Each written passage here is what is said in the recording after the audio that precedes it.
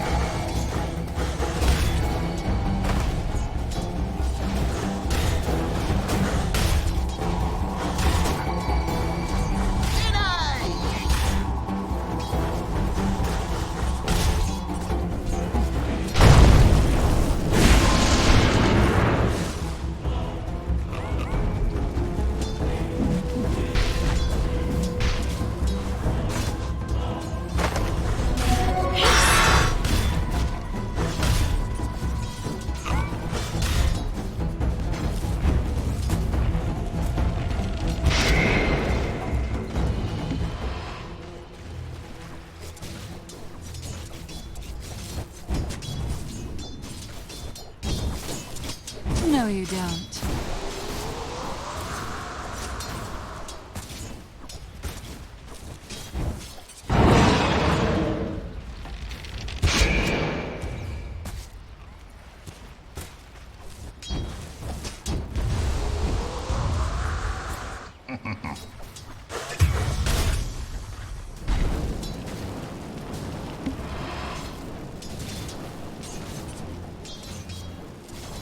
Appreciate it.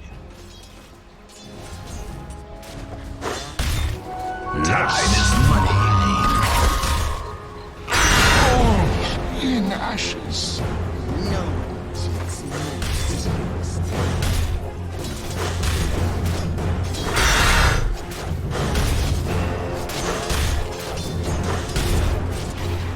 Chaos.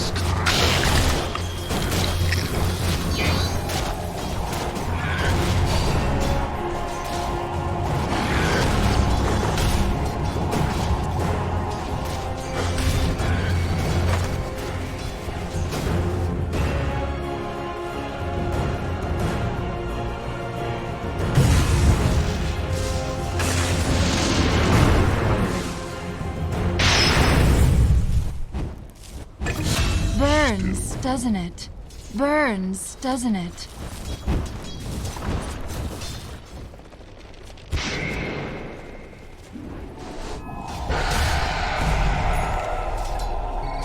Illusion.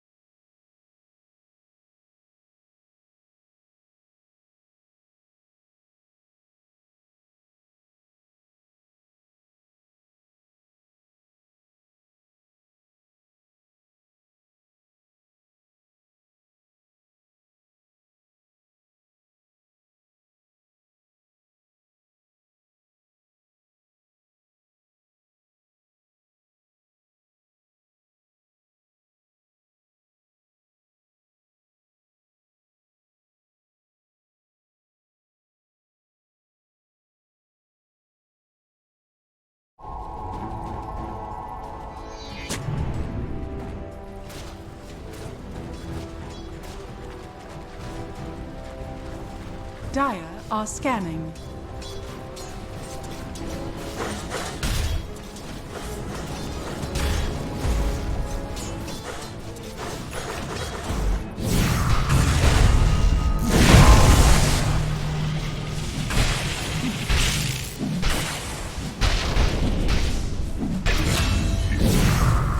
You become past tense. Invisibility.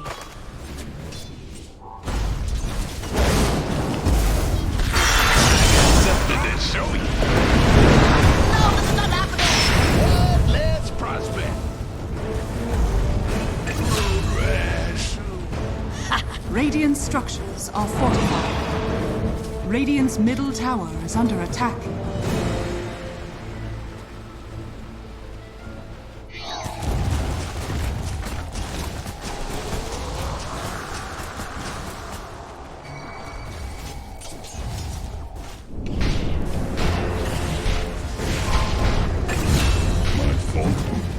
I forecast your demise.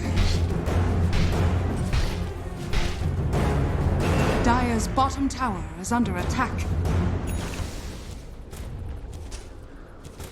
Dire's structures are fortified.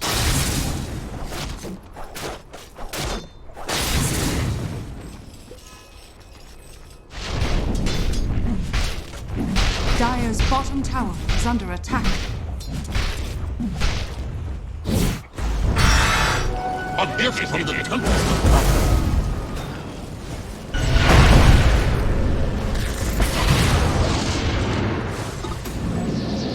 Time is Dire's money. bottom tower is under attack.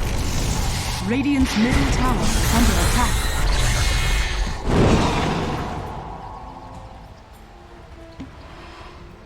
And that'll be the end of it. They're fermenting this bounty rune in the mid. Unfortunately, oh yeah, they took away our bounty rune ages in that recent patch. How unfortunate. Oh yeah. Yeah. Sad times. I wasn't aware that that was the mechanic of bounty runes that needed tweaking, but apparently that was what was pushing them over the edge. Well, it was kind of silly to reward people for basically poor map positioning. It's like, oh, we finally got here this bounty rune, and now it's worth more. Yeah, that's a fair point, I suppose. Like, did we need Perhaps incentive to go after them? Has been killed. And that courier, he almost got the alacrities that were on there. But Gabby will get him delivered first, is on his way to the Diffusal Blade, another popular item lately on the hero.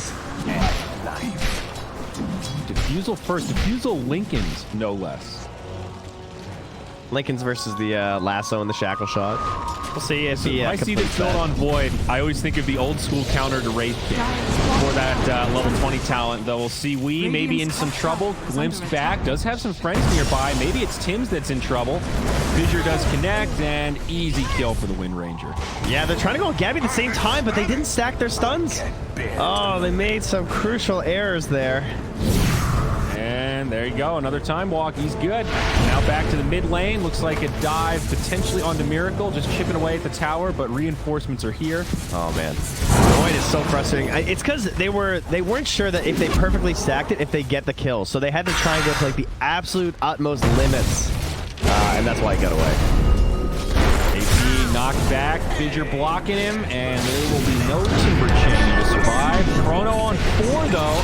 Is there enough damage? Double damage on Armel, in fact. They get Weave first, Kuro second. Out comes the combo from the Disruptor. It's a disaster for Nigma.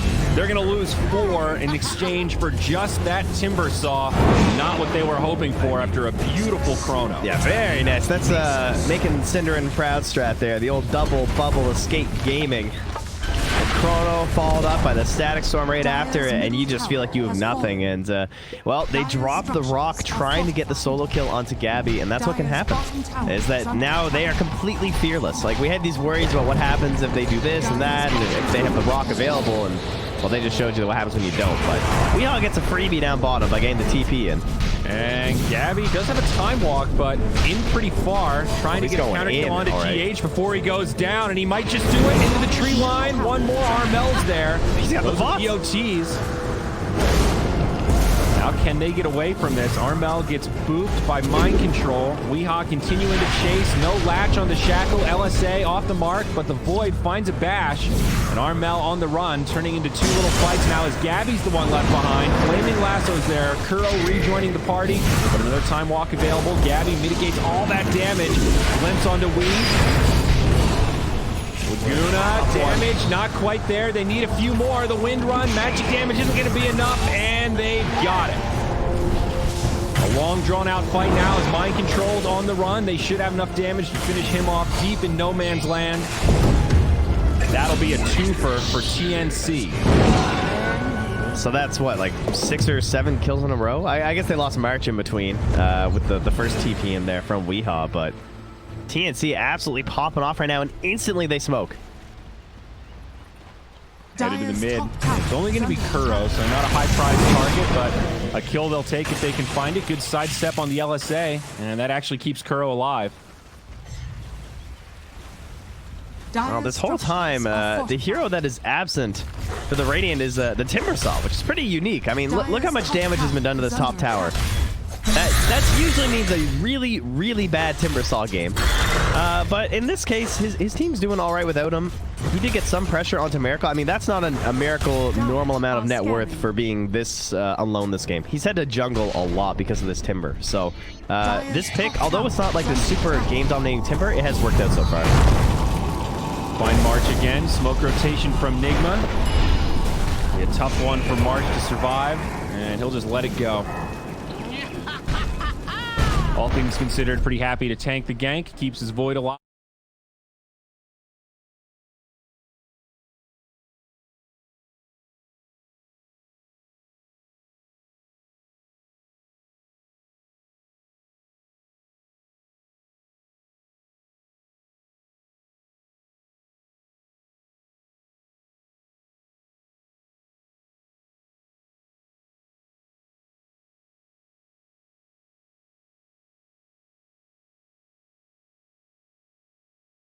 Oh, that is the best item for Warlock.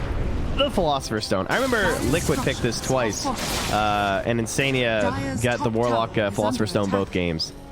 Pretty busted. Yeah. Absolutely. Of course, for now, putting it on GH Absolutely is a good call. Does not care about those right clicks and kind of desperately needs gold in any way that he can find it. Man, Nigma getting pretty lucky with these items. Philosopher's Stone, Keen Optic, not a bad start. Yeah, but their map movements aren't working out too well, unless GH can help get this kill down bottom, because Weehaw was pushing this tower. Armel eventually gave up on the kill attempt top. He just forced the tower together with KP, so they secured the top tier 2, and KP immediately TP'd down bottom to try and hold this tier 1. And despite being a kind of low level for a Timber, his gold is all right. He's the 4th highest in the game, higher than the mid laner on the enemy team, so he'll take that, and he's got a pipe complete. Uh-oh, up top, Lifestealer, they found him. Disruptor with that silence, no rage. Lena's there with the damage, but it's not enough. Gabby, though, with the chrono, does connect, cleans up the kill, and looking for more. Batrider TP's in with LSA on 2. Oh no, Nigma, not like this. 2 down, soon to be 3. They dive in onto Kuro, and it's a disaster on the high ground. They even use the rock, they kill the golem. And now we'll see how much TNC will get for this. They're chipping away at the tower. Backdoor protection does kick in, but there's a creep wave right here. TNC are going to keep the pressure on, it looks like. Now, the only problem could be the Earthshaker, right? If you don't have a good read on how much gold he has, which they really don't, they're not sure how close. He could be walking out of that fountain with a Blink Dagger, theoretically, so not worth risking anything. Might as well just go back for the tier 2s. But he's he should be able to get a tier 2 right now. I'd imagine they'll hand it over, but really feeling the pressure of that Blink Dagger. Yeah, he's the biggest item right now for sure. Oh, the mid Timber Chain lasso grab on the KP. Still, I don't know about this one. Yeah, he's a easy mother with this. Look at Defiance, not an easy target. He also has trying to use the dunk, but it's a disaster. Now mind control goes too deep. He gets brought down, and GH also gets killed. It's your classic turnaround. The Timber survives, and the cavalry arrives just in time, thanks to that Wisp. That was like I can make a cool play and grab this guy, but did you really...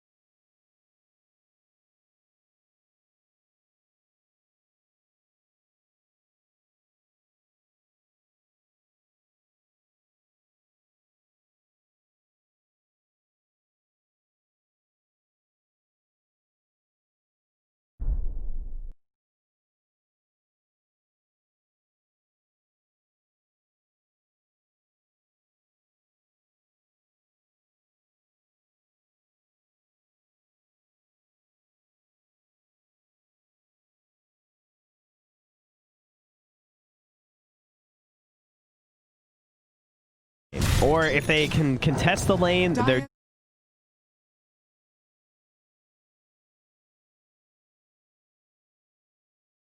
Is that Miracle has to go into the jungle and just farm this whole area. Radiant's top tower And so his net worth is not where he would hope it to be. Is under attack. Yeah.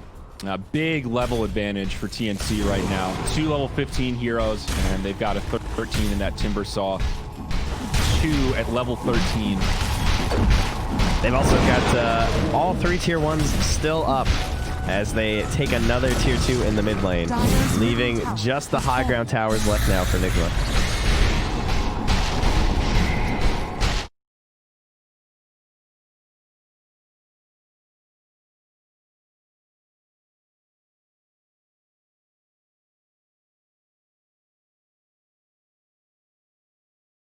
Very slippery. 4.5 seconds on that time walk. Well, do we have the blink dagger? Are scanning. We do. So it's time. They're going to smoke up. Power shot out the waves. The Dire are scanning. They found a target. Kuro is very far ahead right now. He's ready to drop this. He wants it. Set up. Timbersaw not nearby. They go in on the Gabby. Big time damage. Echo Slam onto the Wisp. That'll stop March from the save. Great play from Nigma. They grab 2, get that kill onto Gabby, and it does go the way of GH, so pretty solid.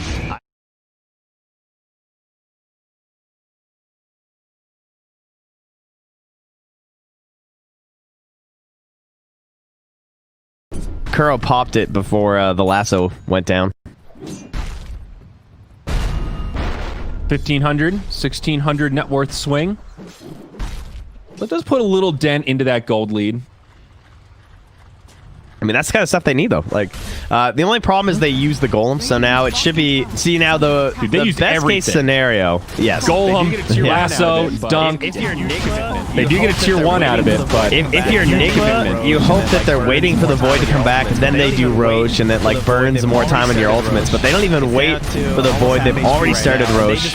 It's down to almost half HP right now, and they just want to run at your high ground now while you don't have these spells. And that'll be the biggest problem for Nigma. That's why you see GH just like in a slightly dangerous position pushing out that mid lane because he knows how desperate the situation is right now. Same thing with MC. He's going to cut that next wave down to the bottom lane. So really what TNC needed was just like one person trying to hold a good wave for them, and it looks like it's just going to have to be the top lane.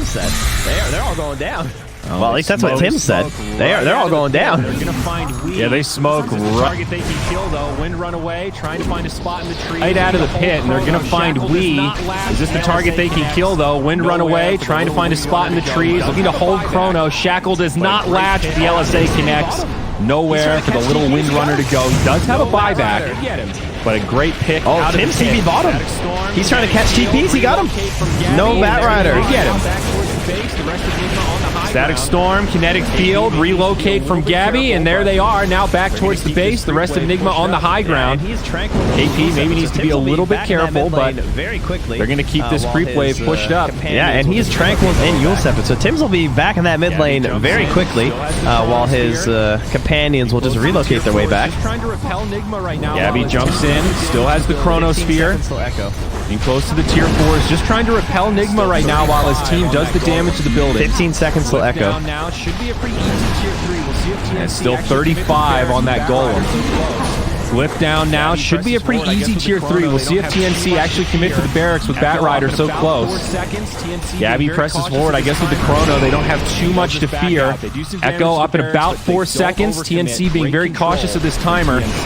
And they'll just back out. They do some damage to the barracks, but they don't overcommit. Great control from TNC. Yeah, they got wards behind them too, so they know the shrine is no one like lurking here trying to set something up or anything, so they just go right back and take that for themselves.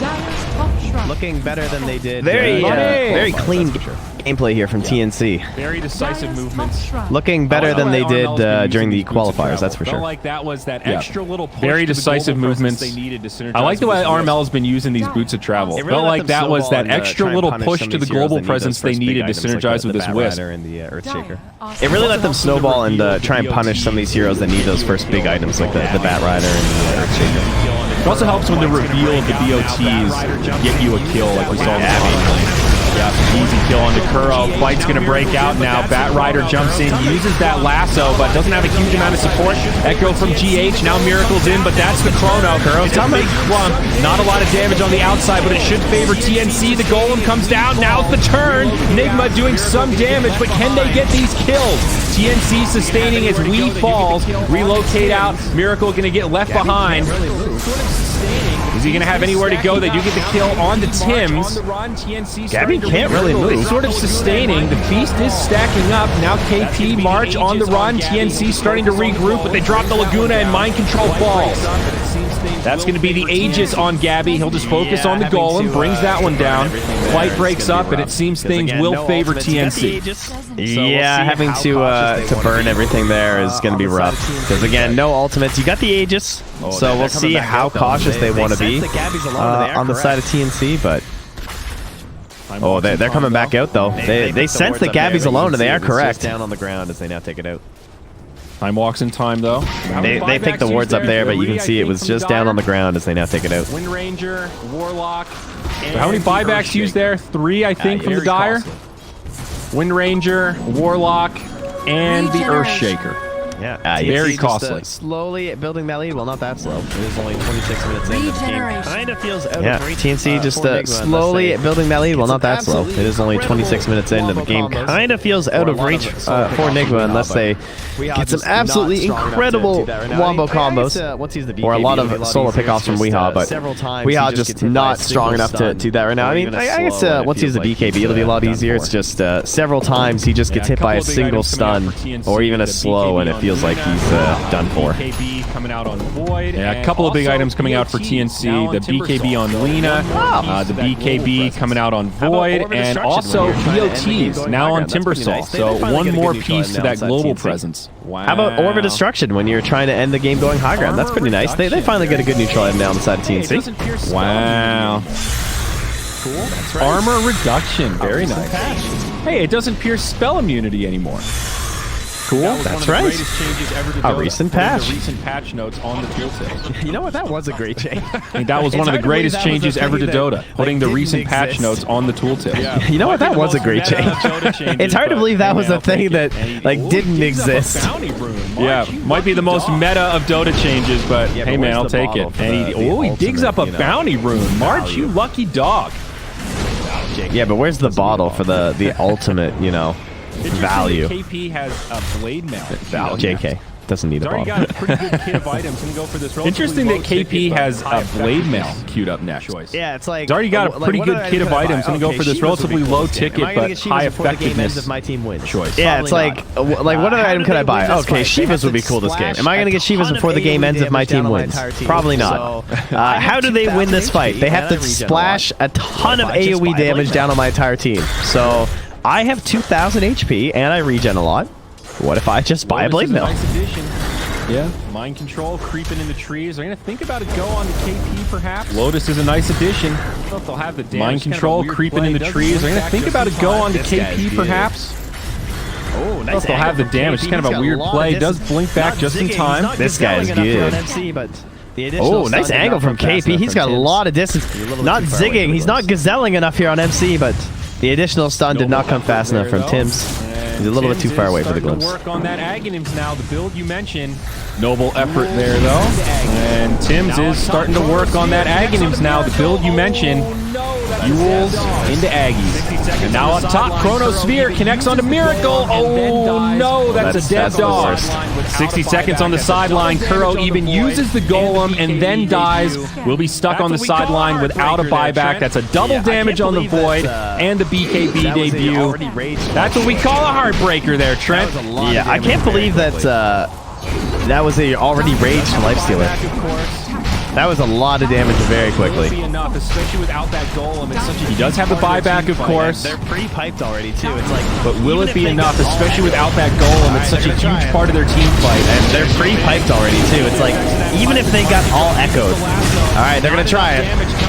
They're going to jump in and feel the effects of that pipe as Mind Control uses the lasso. Not enough damage coming out, and TNC will just try to reset things. Lena stays alive, breaking up into a couple of fights as Gabby stays high ground, trying to finish off Weehaw. And on the back, KP chasing down Mind Control. Gabby in very deep right now, but he's got March to back him up. Able to time walk away, does finish off the barracks. A little bit of a close call, but he's good. Jeez, of all the people, pretty risky for Gabby to try and stick it onto Weehaw. I mean, he knows that it's, game over if he gets him, but he played that like he had an Aegis. He really did. I mean, he does have BKB Lincolns, so kind of understandable. It's the rich man's Aegis. Yeah. High ground we go up top. Tier 3 tower, turn to rubble. Nigma desperately trying to hang on. Batrider does have a buyback, but again, no lasso. Miracle glimpsed back, does have to use that rage, but he's deep. He's surrounded by enemies. Gabby does finish off Kuro, no buyback there. Invest inside GH, it'll keep their life stealer alive. But there's just no damage coming out of Nigma right now. Man, TNC just absolutely destroyed this game. They kind of played perfectly. I'm trying to think of big mistakes they made. Slightly ahead in the mid lane. I can't even really think of one. There weren't many. Armel stayed even, slightly ahead in the mid lane. Gabby got a lot of space early on. They used his chronos. They never pushed too far either. Every time where there were definitely situations where okay, they could go for the racks here if they want. It might be a little risky, but I've definitely seen teams do it in this situation. They're like, nope, go for the shrine. Nope, go for the Roche. Just constantly securing everything. Really good job playing around the Timbersaw this game. And again, we're gonna get all those items up. They did a particularly good job playing around the Timbersaw this game. There were moments when they rallied around KP to support him in lane and put pressure on, and then they found these moments where they left him alone and said, you know what, KP, you need some items, push out these lanes, get a little bit of space for yourself, and then they rallied around Gabby. I felt like their movements were very tactful. Yeah, it was interesting how he was basically just a cancel out hero, where he kind of just removed Lifestealer from this game. And if you look, KP was involved in 13 of the kills, which is by far the lowest out of his teammates. Who's even the second lowest? I think 18 of the Disruptor, the second lowest kill involvement. So KP was extremely solo this game. A holy locket, a shovel, and some cheese. And look at March's kid. He's got 2 rings, no fingers, a mech, a holy locket, a shovel, and some cheese. This is one happy wisp right now. Yeah. Every single slot. Neutral items are pretty fun on some of these greedier supports who just love to fill every single slot. He needs the essence ring though. That's the real one. Good old ring of Aquila. He needs the essence ring though. That's the real one. And the big guys got the Agonists. That's your disruptor. Titan Sliver on the Lena, and the big guys got the Agonists. That's your disruptor. It's a long time. That is a long time. Use items and increases duration. 7 seconds. It's a long time. That is a long time to be stuck inside of a static storm. All right, they're smoking up here. Spider legs on Miracle. Maybe he can make some big plays through the cliffs. You got the spider legs on Miracle. Maybe he can make some big plays through the cliffs. So GH saw the Lena, and he'd finish up that Desolator, the Mjolnir, the Halberd. Oh, they noticed. So GH saw the Lena, and he blink fissured, but it was just an illusion. So they know they're either going to approach up the stairs, and then it got pinged out by the side of TNC. So they know they're all down bottom. So they know they're either going to approach up the stairs, which is why they're standing here, or they're just going to go right back in their base. I like this positioning. There's only one angle really for Nigma to attack. CKP just cutting off those wraparounds. Now Gabby pretty confident going up to the high ground. There's that Aegis. Also an MKB. So jumps in. Chrono onto 3. Wind Ranger with a BKB. Might be able to live through it, but no. Weeha's down. Mind Control and Kuro going to be the next targets. Buyback on 1. Buyback on 2. Miracle. Another disastrous fight for Nigma. Miracle does absolutely nothing. Not a single kill on the side of Nigma as TNC sustained. Gabby, oh, there he is. He's just finding more kills as KP repels them to the well. Buybacks coming from Nigma, but this looks like the end. GG indeed. TNC dominate their way through in 34 minutes. Jeez, did they ever? Gabby was incredible this game. 12, 1, and 14. He finished out 13, 0, and 9. Wow. That's extremely The 1 and the well 2 of this one. The positioning from Armel, like that's last pretty pick lean, insane. it just felt so good. That's He never felt extremely threatened. well I played don't from think I ever those saw guys. Like lose the positioning from Armel, like how much damage that took last this pick Lena just felt so good. He never felt threatened. I don't think I ever saw him lose HP. I wonder how much damage he took this game.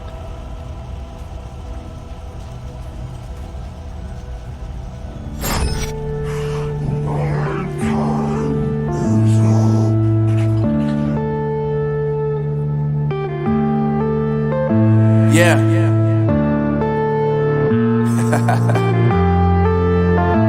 Unknown brain. Marvin Devine.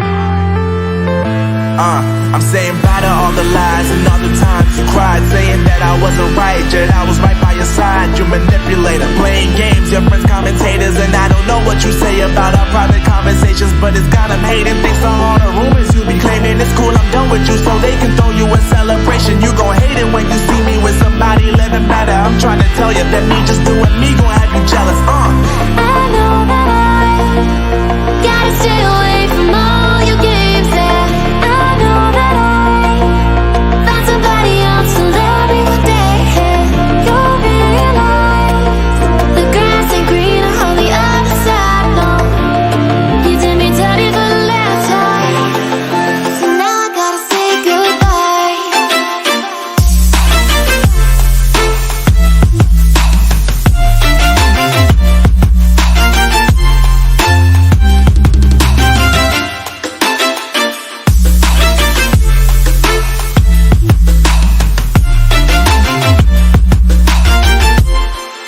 So now I gotta say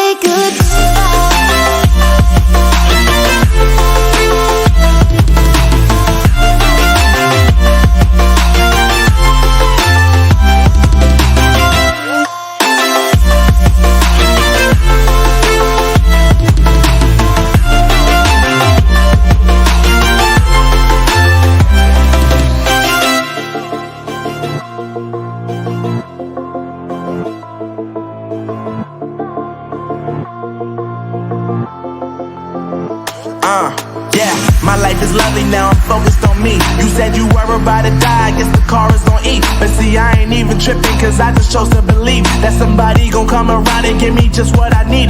I don't wanna see you frowning, see you looking down and out, coming to me crying, saying you miss having me around. Gave you chances and you blew it, you so easily influenced. All the times you told me beat it, now you gotta face the music. I'm saying I know that I gotta stay away from all your games. I know that I found somebody else to love me one day.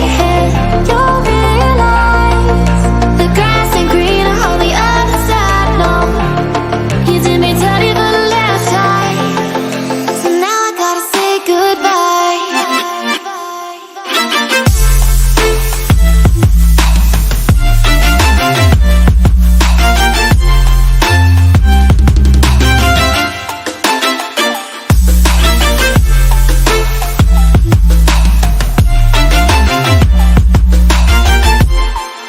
So now I gotta say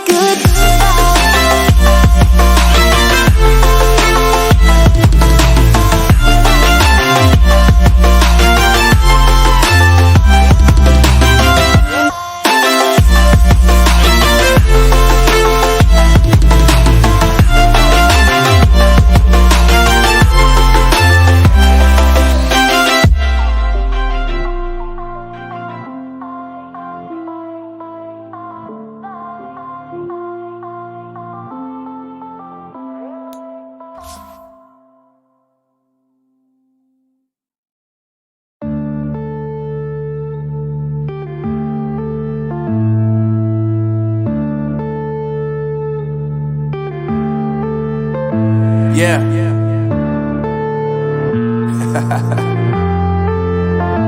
Unknown brain. Marvin Devine. I'm saying bye to all the lies and all the times you cried, saying that I wasn't right, yet I was right by your side. You manipulator, playing games, your friends commentators, and I don't know what you say about our private conversations, but it's got them hating. Thanks to all the rumors you be claiming. It's cool, I'm done with you, so they can throw you a celebration. You gon' hate it when you see me with somebody living better. I'm trying to tell you that me just doing me gon' have you jealous. I know that I gotta stay away from all your games. Yeah, I know that I found somebody else to love me one day. You'll realize the grass ain't greener on the other side. No, you did me dirty for the last time, so now I gotta say goodbye. Sit back a little bit, throw his spells out, and just be prepared. I guess I can also tell you, I think it's difficult. I think for me, so though, I think Scotty's own journey versus those BKBs. So now I gotta say goodbye.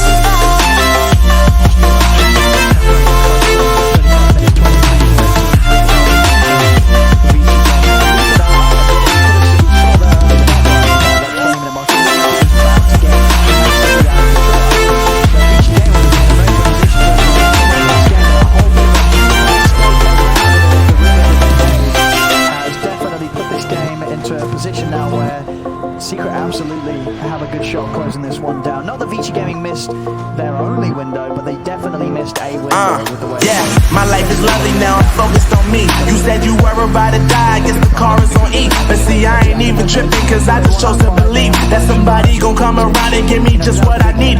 I don't wanna see you finally, see you looking down and out, coming to me crying, saying you miss having me around. Gave you chances and you blew it, you so easily influenced. All the times you told me beat it, now you gotta face the music. I'm saying I know that I gotta stay away from all your games. Yeah, I know that I found somebody else to love me one day.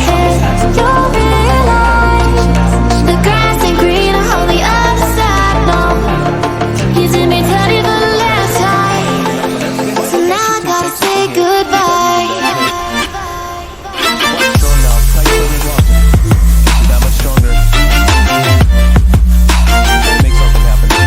Bonus.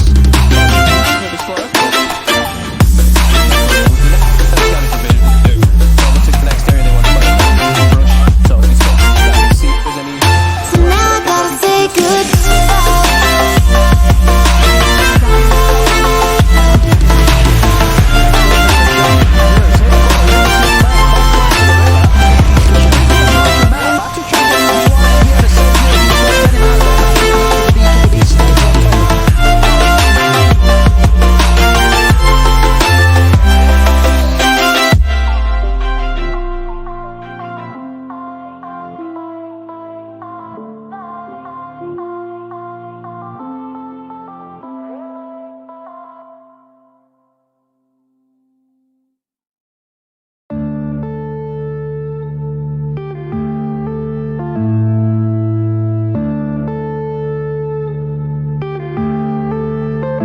yeah.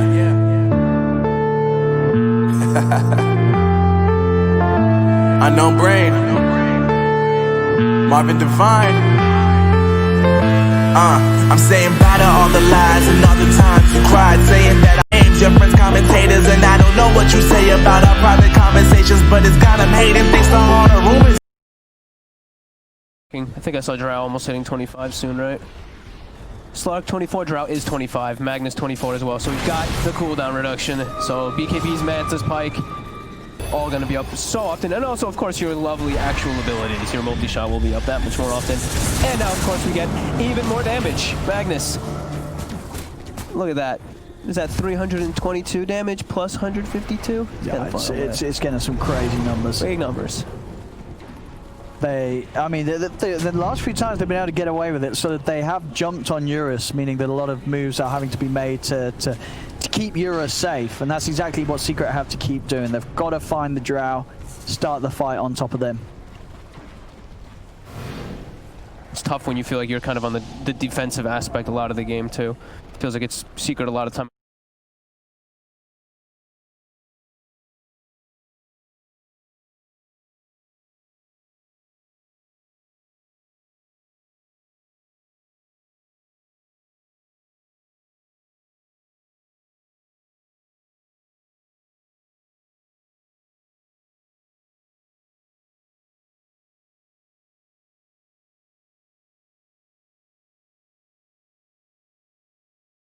so many reasons. He's versus Elder Titan, he's versus Drow Venge. It's like you always want plus armor versus these heroes in particular. You want your agility to be your armor, especially versus ET.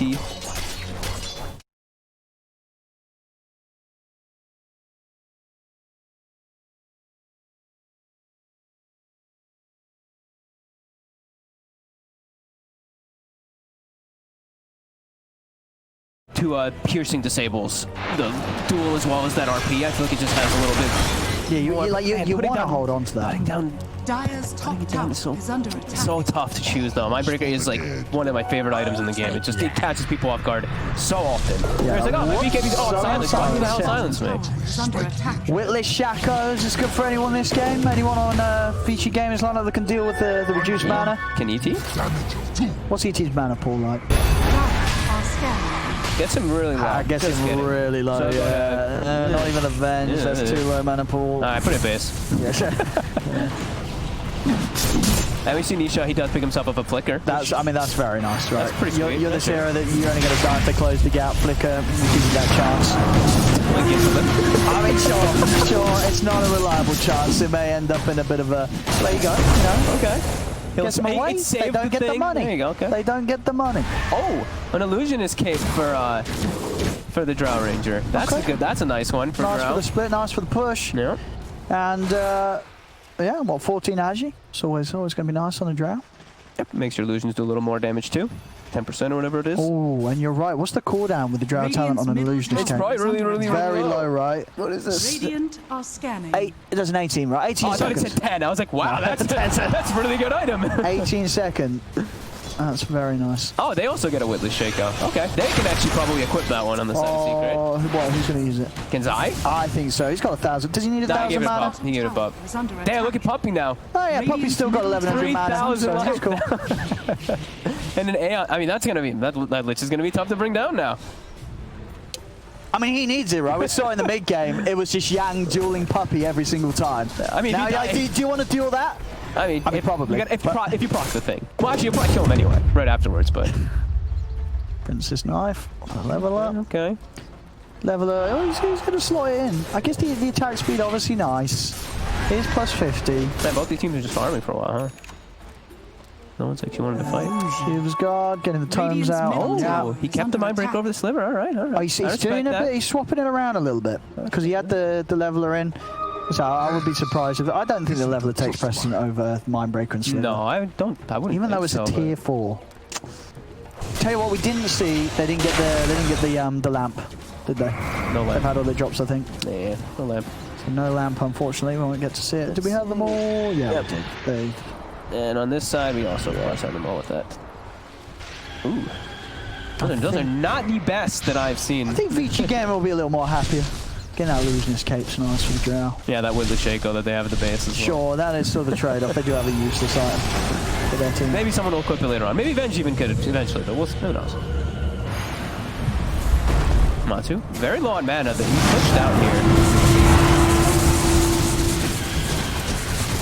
Nisha? That's a double. It's weird. My eye's not working. Radiant's middle tower is under attack. Didn't look like a double to me. It's got the little timer thing. My eyes were not working clearly. I was like, what the hell is he? Did he flicker in there? Is under attack. So he puts away boots. He's got a Satanic now on top too. Okay. I mean, yeah, you don't need boots when you got a Hurricane Pike and a Avenge ready to swap you. Who needs that movement speed? How many 70-minute games did you guys have? You only have one or two? Only one. Only the one? Yeah, it was only one. I think the other one got close. And there was the grand finals as well. We had one game that went to the full range. I mean, I know it's because already this game has been very sort of. It just slowed down 1 to 3K. And it is going to continue to do this because it's an Arc Warden game. So regardless of how much feature gaming start to get a push together, Niche is going to always be able to keep the game going as long as he doesn't turn up to the fights in a bad manner, which he won't. You know, he's Niche. He's a pro player. He's got a split push. He's only going to turn up when he knows that he's not going to feed. So this game, it's getting harder and harder to call. I really do think that, you know, we saw it. Vici Gaming, they were leading by a little bit earlier on. They had some momentum. they shook themselves up, and now Secret's been allowed to have this grasp of the game where suddenly you're just in Arc Warden territory. The game is going to be very annoying to end against Nisha's Arc Warden. Yeah. But they're going to capture the back, and it's on the important one. It's on the after. He's in. He's going to put the BKB in the Shadow Dance. When he's slammed down pretty low body. Oh, RP's out, using the to hold Matter in position.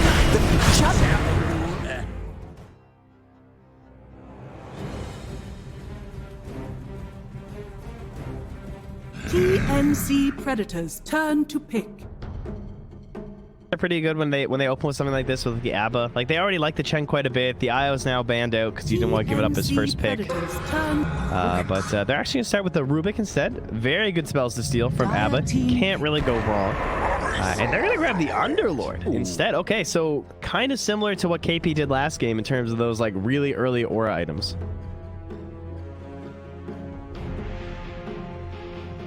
Has Underlord been altered? I feel like last time you and I cast together, I was really trying to make a case for the Underlord, and I got shut down hard. Buddy, you should call up Brian Canavan Salama Jamma, because really he's obsessed with Underlord. 5 seconds remaining. Okay. He was trying to sell it real hard at the minor. The hero had some very good games in the minor and some bad games, but he gets all that damage in lane. I know you love this hero. You know, you get to bully people. It feels pretty strong. You can just shove the lane in over and over if you have a bad matchup and just like try and pull the hard camp into the lane too. Yep. So it's got a couple options. You can kill jungle creeps, and yeah, people underestimate that damage gain, but you win a team fight, that Underlord can start womping on structures real quick. It definitely is a factor occasionally. And big Dark Rift plays. You know, you were talking about Chen. Dark Rift isn't exactly like Chen, but it gives you those slippery movements either to get out if you take too much risk, jump into Roche, all sorts of things like that, but also to punish. You take a big team fight, you jump to a creep wave that's pushed up, and all of a sudden... Yeah. Nigma, this was a tough call. Because if they wanted to go for like one of those carries that counter the Underlord, I feel like Slark's the big one, and I think you know that's going to get banned out. So they're saying that we don't want to commit to a Slark that early. So we're just going to try and grab a support that's like going to help enable someone else that's maybe good versus the Underlord, like maybe like an Ursa or something in the laning stage, if they're that concerned about it. Because I think they're going to address Miracle's problems this time. Because he needed a better lane matchup in that like 5 to 11 minute window to really snowball his farm.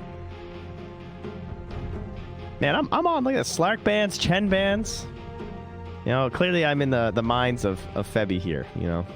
You're with it. I don't know, isn't Slark pretty counterable these days though? Aren't your like Blood Seekers, you know, pretty darn good against Slark? Yeah, but then you just ban Blood Seeker. That's why you can pick at 4th, because then you have 2 bans.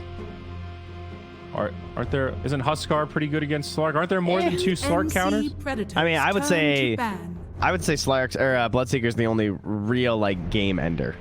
Okay. I think everything else is playable depending on your itemization and your farm priority compared to the rest of the team. There was somebody else I saw at the minor that was on my list of anti-Slark heroes, and now I'm forgetting who it is. But your Bloodseeker is by far the best. He's just oof. That's the real bad one. 10 seconds remaining.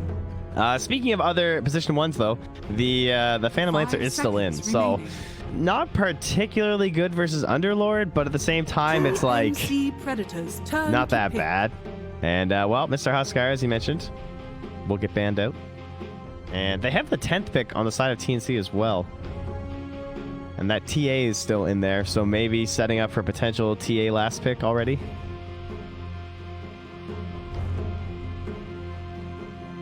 This should be March's hero now. 10 seconds. You don't want to go for the Bat Rider because they already have the ABBA. 5 seconds remaining. Oh, Axe. That's the other hero I was thinking. I wrote it down in my notes for our last podcast. There you go. Oh, the Venge. That's pretty good. Good laning hero. Yeah. Just solid stun. Swap is broken. How does that spell have 2 charges now? I don't know. I truly don't. It's incredible. It's such a feel-good hero to play. I like it with heroes like Underlord. You know, we think of the Venge Putt combo, so you can swap people out of coil. Sort of same logic with the Pit of Malice. Sometimes you can trip people up. Plus, you've got Rubik with telekinesis. Just a lot of mobility disruptions from TNC. I like this. Yeah, I would agree there. So it should be GH's hero, because it should be an MC, ABBA, and the Kuro Lich. GH. What does the boy feel like playing? They've got the ET banned. Yeah, they banned that in the first phase. His Rubik's been taken care of now. Shaker, they banned themselves. Jesus, pulls.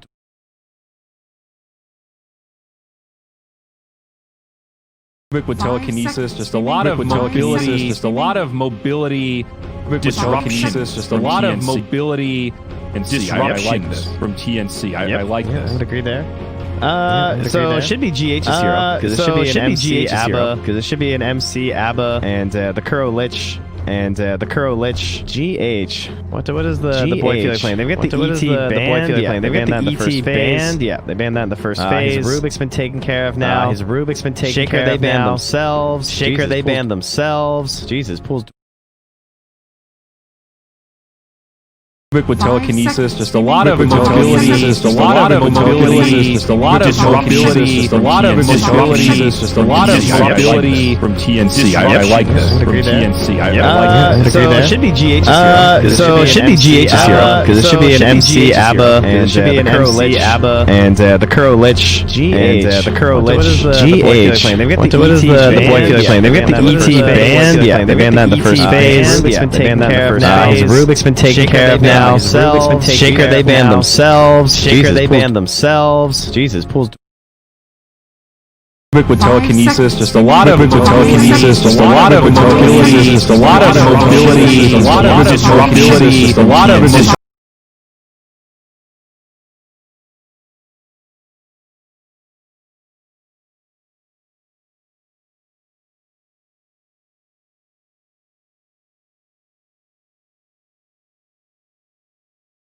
last, because if they really want to play fast, this could even be a one venge.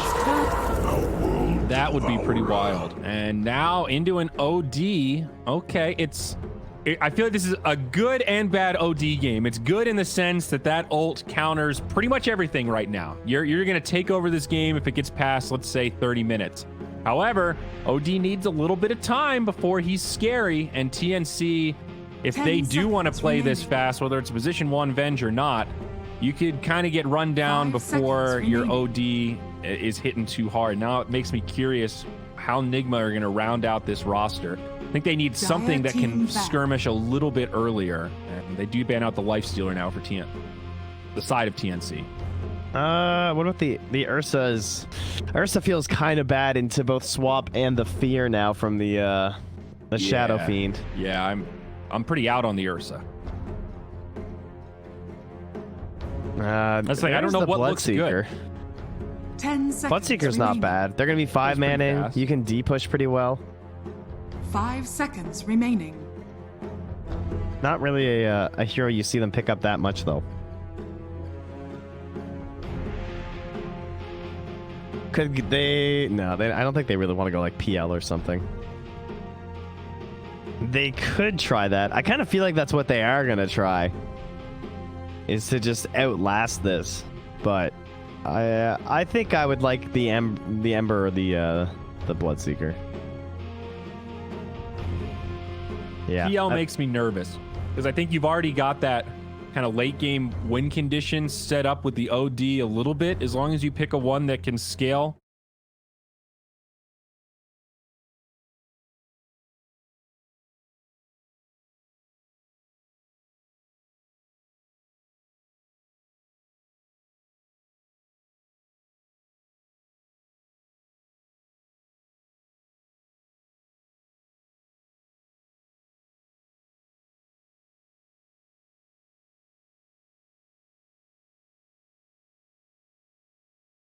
It's easy when they pick the same heroes over and over.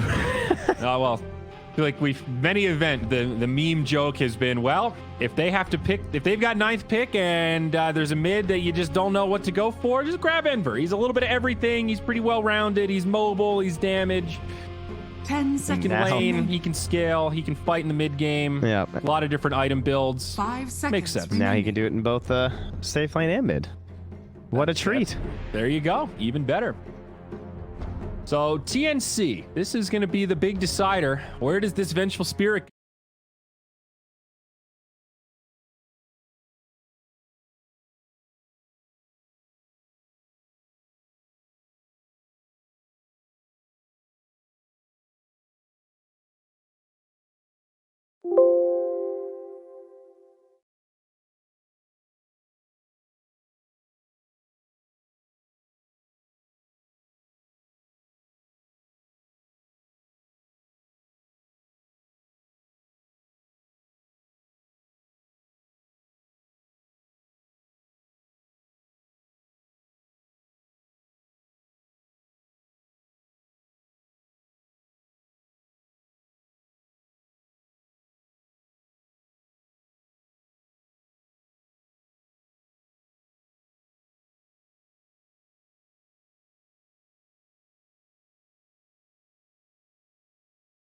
Lately was this like DK safe lane, right? At least for me, they were the first team I saw trying that.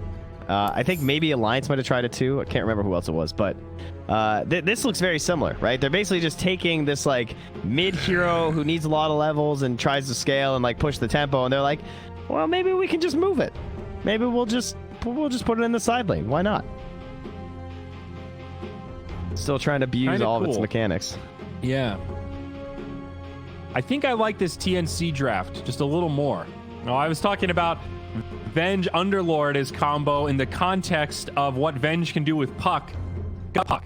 This team just has so much gotcha here. It's so sticky. You know, coils and suns and swaps and pits and telekinesises. And then if you get stuck in any of those, there's going to be a Shadow Fiend there to pop up with big time burst damage on the Shadow Raises. Like, I think the pickoff potential for this team is going to be very hard for Nigma to deal with, even with the Abaddon. I know Abaddon is a great hero to have against that stuff because he had this, but I don't know if he's going to be enough. I'm a little skeptical.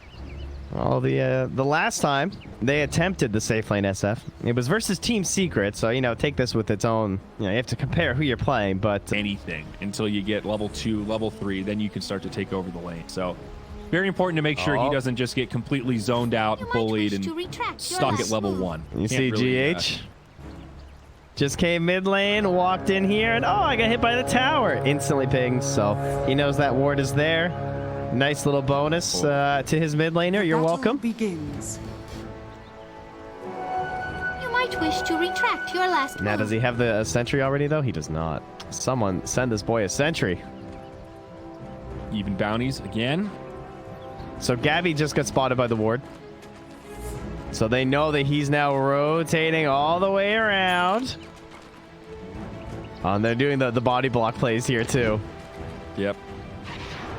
And TP coming in, it will be the Rubik. Man, laning's so weird now. Good patience from the Shadow Fiend, though, not to just burn that TP. The conventional logic is first the TP loses that rotation battle. Look what Kuro did, though. He instantly TP'd top and just started running around here trying to figure out who's still up here. It's a battle for intel. And now he saw March hiding there. He's going to body block him in, make him burn a tango. Would have to spend anyway, not a big deal. Gabby still hasn't skilled anything. He'll throw a little bit of damage into Kuro. Not that the Shadow Fiend is too intimidating at this level 1. But things will settle down a little bit. Oh, the courier. Oh, the Weehaw messed up there with his micro. Just left his courier standing there in the mid lane. Oh, no. I'm going to blame the fact that it looks exactly like a dire creep because I thought it was one for a second. So, poor courier choice, or maybe very smart courier choice, but either way, did not work out for him. Cuts both ways, it seems. Radiant's middle tower. A little bit of a struggle for Gabby, as always with Shadow Fiend. Level 1's tough. He did go Shadow Raise, so no Necromastery yet. Yeah, you need a really secure lane to try to take that level 1. Yep. The mid lane not going too poorly for Weehaw. Even though he lost his courier, this is it should start moving towards the favor of the puck. This is one of those matchups that people used to try and counterpick the OD with for quite a while last year. And then Weehaw just securing the range group there with the Astral. Gets a couple bonus. Oh, he got 3 there too as Armel misses the deny. Very nice. Yeah, what he will is it finally about... cash it. Oh, Shadow Fiend up top, sorry. Gonna get chased down. That's your first blood for mind control. March probably gonna fall as well. Kuro gonna take credit for that one. 2 kills up top for Nigma as they strike first. What were you gonna say? What is it about the matchup? So what is it about the matchup that allows Puck to kind of dominate OD? Does just have enough damage and you basically you can just focus all your damage. You kind of like control the fight as the Puck, right? Because like in order for OD to deal damage to you, he has to either astral you or he has to orb you. And with the orb, you obviously have the phase shift to deal with that in those key situations. And then by comparison, the Puck has the Waning Rift, which has kind of similar range to the Astral, but obviously there's no counterplay. Like you get to silence them, do a bunch of damage, and keep right-clicking them. It's not like Astral where they just kind of like sit in there before eventually taking some damage. Plus, then on top of the silence, you have the Illusory Orb, which obviously is much longer range. So I see. And down bottom, that was a nice setup on the KP. I don't know if you caught that, but GH tossed him into the tower, and that's what made the whole thing possible. Another kill. Still watching this this mid lane. It's pretty interesting. Things that OD has an advantage though is that the OD does have the 7 armor, which is nice.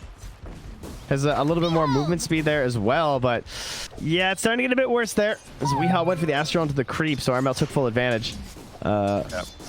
Armel should be able to get that haste rune as well, so Weehaw gonna have to be careful. Yeah, Puck also in this cast of heroes that just trades well. He has a lot of damage. So does OD, but Puck can kind of keep up with him. He's only behind by a couple, so they can square up. Puck usually gets to decide when the trading ends too, right? Yeah. That's the big thing. Mind control. Well, it's getting pretty low, but now they turn on to March, and the turnaround is just too much between the Aphotic Shield and the Frost Shield. Mind control's pretty beefy. Gabby now surrounded. Mind control trying to bait him a little bit and gets caught by the rays. That's a kill for Gabby. Courier coming in. Gabby falls. Will the Courier die? Kuro, he's trying to chase it, but he's just too slow. 2 movement speed disadvantage. That's not rough. Be able to close the gap. Yeah, no, I'm not going to catch up there. That's tough. Needed the Agi tread toggle there for the 2 movement speed, you know?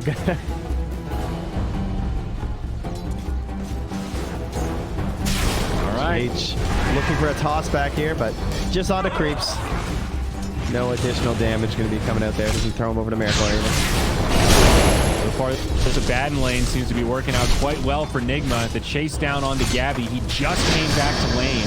He forced a salve already. There's a Sinister Gaze on the March, and they've got plenty of damage. Mind controls, right clicks, more than enough. All I'll say, though, is that Gabby's still getting a lot of farm.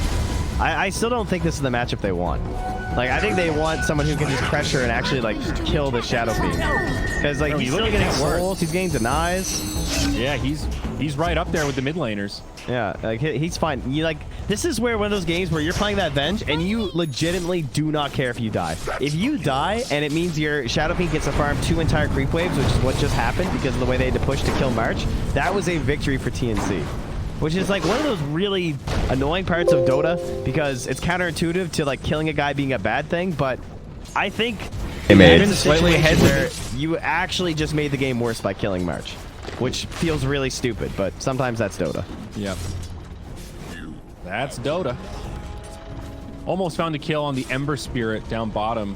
And to echo your point, the Shadow Fiend is still ahead of him in terms of CS and net worth. Has not been an easy lane in the bottom for Nigma. I fair. I mean, March is also like less net worth than he started with, so you know, there's also that. It's Avenge, though. I'm not, of all the sacrificial heroes, I'm not particularly worried about it, though. We'll see up top again. Initiation onto Gabby. Will they turn onto March? They're actually going to be able to finish off the Shadow Fiend this time. It looks like Stick Charge is not enough. And now they focus on the Vengeful Spirit. Does have another stun. Looking for the kill on Mind Control, but can't find it either. Another tough break. 8-1 now. Kills stacking up for Nigma. Yeah, not respecting the slow there, I guess, from the Abba to put him in range of the Gaze, because the Gaze is just what absolutely wrecked Gabby there. Pulling him back in for that finishing out of the Curse of Avernus. Really stacking up that damage. So big kill there for the side of Nigma.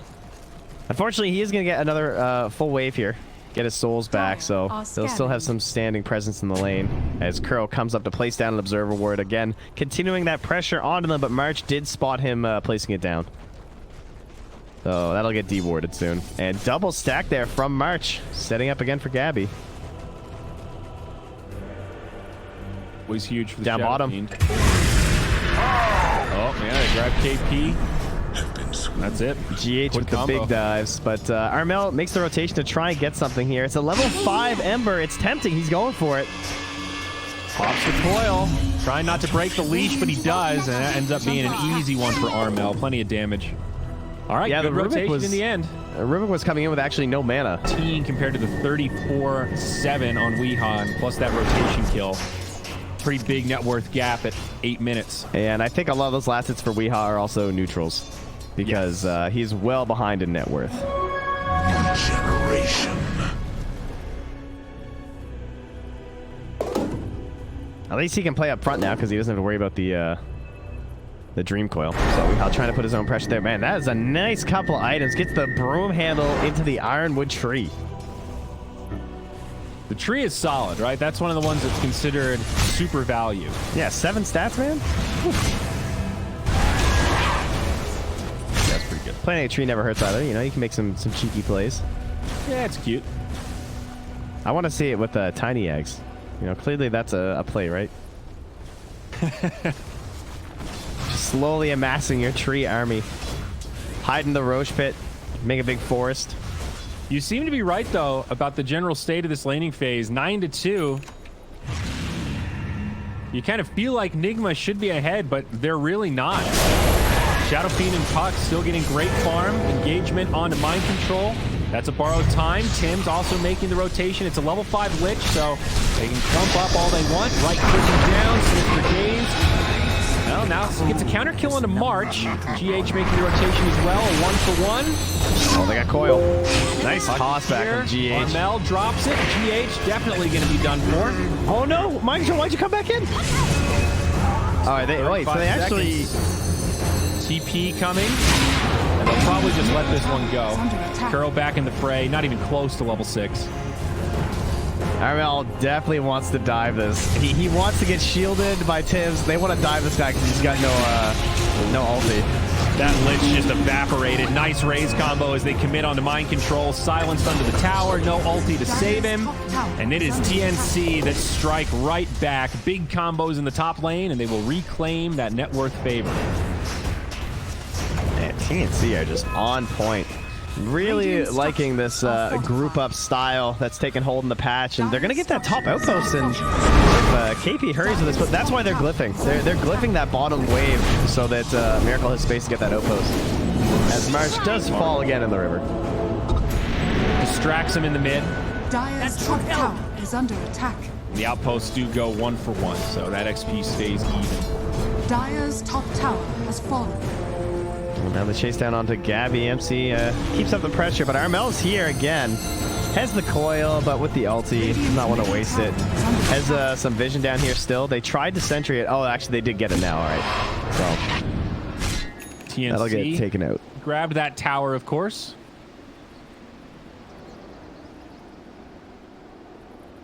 Number 1. So Weeha looking at Aghanim's first item. Oh, more stacks too. You see this? You see that? March just waved up here. Gabby stacked this camp, and well, Tim's tried to join in with the stack over here on the side, but he messed it up. But we'll just pretend that Tim's wasn't there. They almost had a full triple stack in this nice triangle for their SF. Do you think Valve were like, let's make it a real triangle now? It's beautiful. It's a little isosceles, I think, if I drew straighter lines. Not quite an equilateral. Can't all be perfect. No. Regen coming out for the Underlord. What is it when it's 3 like different angles? Isosceles? No, that's 2 of the same. Scalene. Scalene! That's it. Man, nice one. Look at you. Someone paid attention in geometry. Yeah, I pulled that one out of the vault. Yeah, that's... Man, thank God that's taking up valuable brain space in your head. Talk about useless information. Can't remember a phone number you need, but you'll never forget what a scalene triangle is. Man, geometry really took a lot of time. Those rhombuses, those trapezoids, what were they good for? Angles. Speaking of angles, down bottom, got the angle. KP, and they found it. A chain cross going to follow him up in the air as it bounces around and secures the kill. KP takes a tumble, but now the swap, looking for a setup. Oh, he's spicy. He's fast. He's zooming.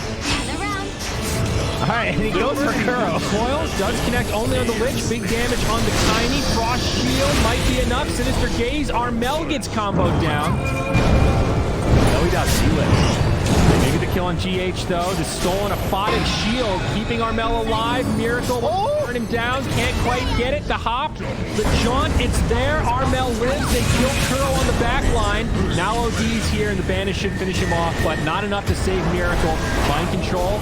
Might have to use that borrowed time. Stun on the OD. Oh, that was sick. Hits the ult. They're disabled. They get Weehaw, and it's a disaster for Nigma. That puck was just way too sticky. I actually thought they comboed him down at first, but he got off the phase shift, and that reset the entire fight. That swap into Requiem for the Fear was sick. That was so cool. Very nice play from March and Gabby.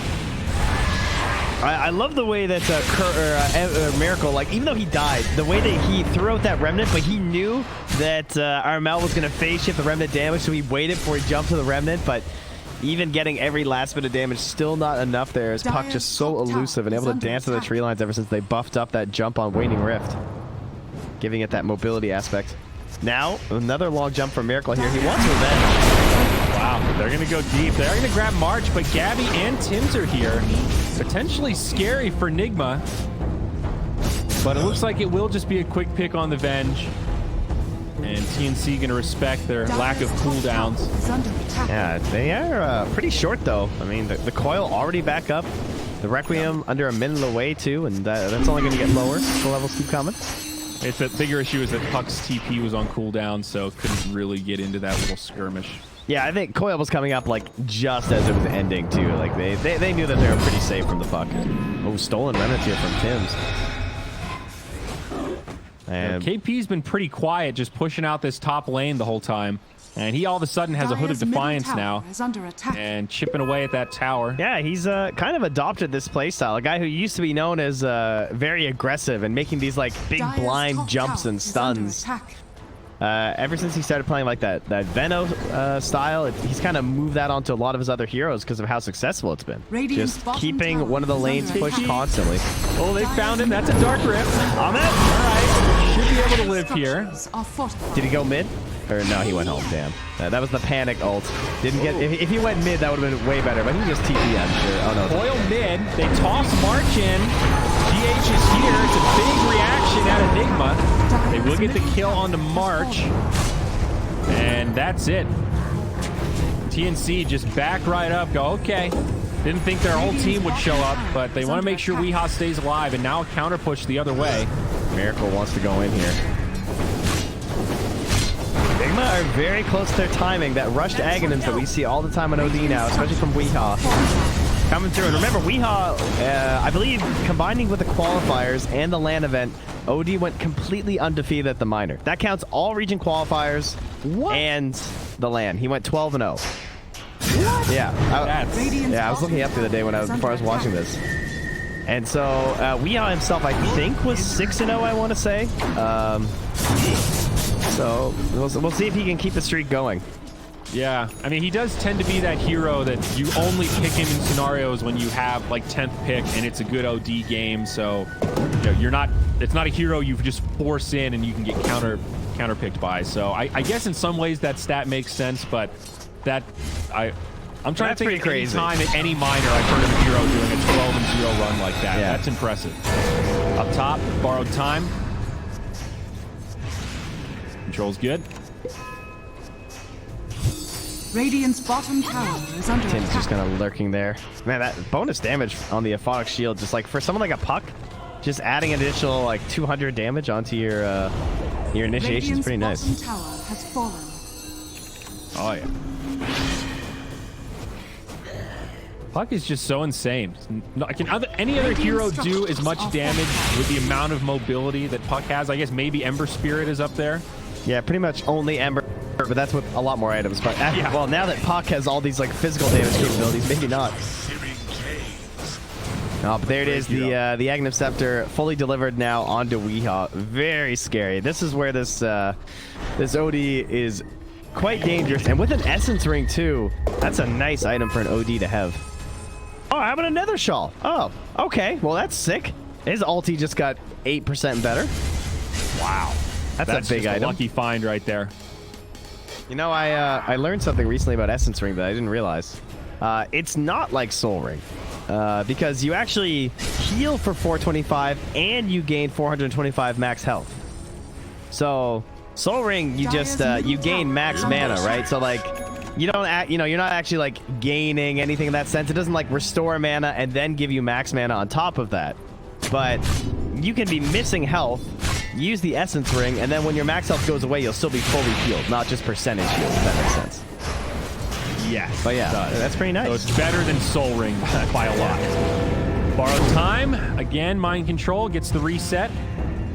Looking to wait things out, but reinforcements are here. Just Kuroki for now, but their whole team is on the way. Another swap. They're just going to bring down Mind Control. Chain Frost jumps into the neutrals. However, still enough bounces onto March that sets it up for the kill. GH will get credit for that, 1 for 1. I think Nigma have stabilized very well here. I think TNC probably could have snowballed a little bit harder here with how this like Puck and Shadow Fiend popped off. I think they were aiming to be like controlling the area around Roche by now and being close to just taking it down. But instead they've kind of stalled out here. They've let some big items come out. The Blink Dagger on the Tiny is there, ready to fight. They have this Aghanim Scepter on Weehaw here too. Plus, Miracle is closing in on the Maelstrom. They will grab another kill onto Kuro, but much like those kills earlier, they don't matter that much. Now this is good. Going to go down for it, so certainly not worth that trade. Yeah, they got problems now. I think Nigma are in a very good spot. They need that next big item for Gabby, the BKB, to be absolutely huge. Nice neutrals in his inventory. They're going to need to take a pretty good fight soon. Tier 1 mid in 9 range now. Mind Control stays committed to the cause, though does get denied by KP. Borrowed time into Telekinesis. Pit of Malice. Mind Control going to be in some trouble here. That Soul and Chain Frost. God, these Astrals are so annoying. Still in the front lines, down low and evaporated. That's the hammer from Wee, and now the real fight begins. They jump in onto March. Nigma get 2. TNC back up. They need a reset. 19 to 12, 20 minutes. Nigma have absolutely regained control. Remember that lack of mistakes we discussed with TNC in the last game? I think they've just made some pretty big ones now. Like, forcing that fight when you know the tower's going to be gone anyway, initiating onto an ABBA all while your Puck is dead is just not good plays. That reeks of like, you feel the game slipping away, and so you're trying to create a turnaround situation in what kind of feels like a low-risk thing. Like, oh, we'll just poke and maybe we'll catch him and draw him back, but you're not respecting the fact that Ember can force you into this fight, and OD can force you into an engagement by astraling you. No way. Miracle lives in the mid lane. They didn't commit that much, but still, that would have been a free kill on the Ember. Yeah, with the coil, you feel like you're going to get it, but now they feel pressured to go into the Roche pit, and with the auras, they should be able to do this pretty quickly. Miracle obviously has to go all the way home, and they know that, and they're trying to take advantage of that. They kill it pretty quick, but not that fast. Ember can definitely still get back into this fight. Oh yeah, this is not going down fast enough. Oh, GH is going in, dude. GH, is he going to go for it? Big wave. 100 HP. They know. TNC jump out of the pit. There's no coil for another 20 seconds. This is risky, but they make it happen. A great intimidation play from Armel as Gabby finishes it off. Hands of that Shadow Fiend. Nigma dancing around, considering an engagement, but they will just back off. Certainly not going to charge up to that high ground. That was a great wave of terror by March to cancel the potential blink in there from GH.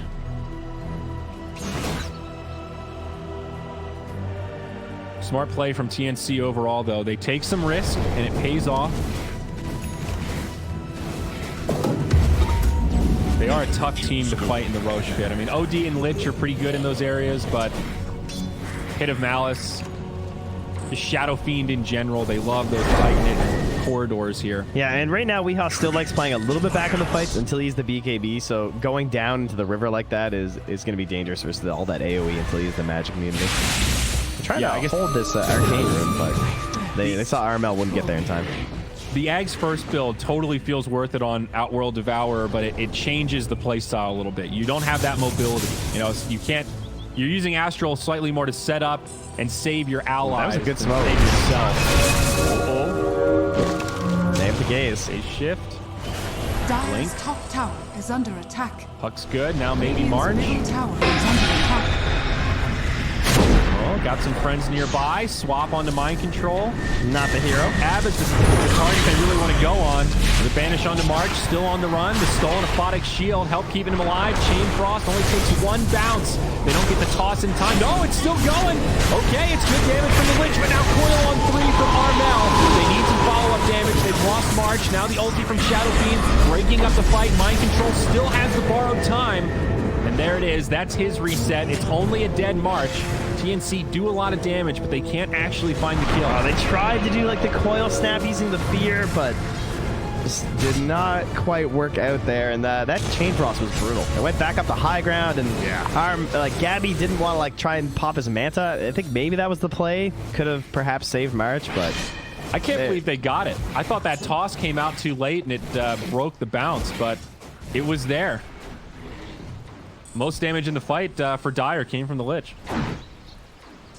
Yeah, TNC just like getting caught in these terrible environments for their team to fight, and every single time it's MC with the great positioning there on the Abba to just shut down any good-looking spell casting from the side of TNC. It's just everything's ugly and awkward because MC's just in the way. Yep, and Armel, great positioning from GH, kind of predicts where the puck might go. Gets off another phase shift. Blink is there just in time. The proc. Still not enough. Miracle gets him. Yeah, I think if he didn't get the Maelstrom proc, he lives. Dire's bottom tower is under attack. Still a nice pick for Nigma. Great read from GH.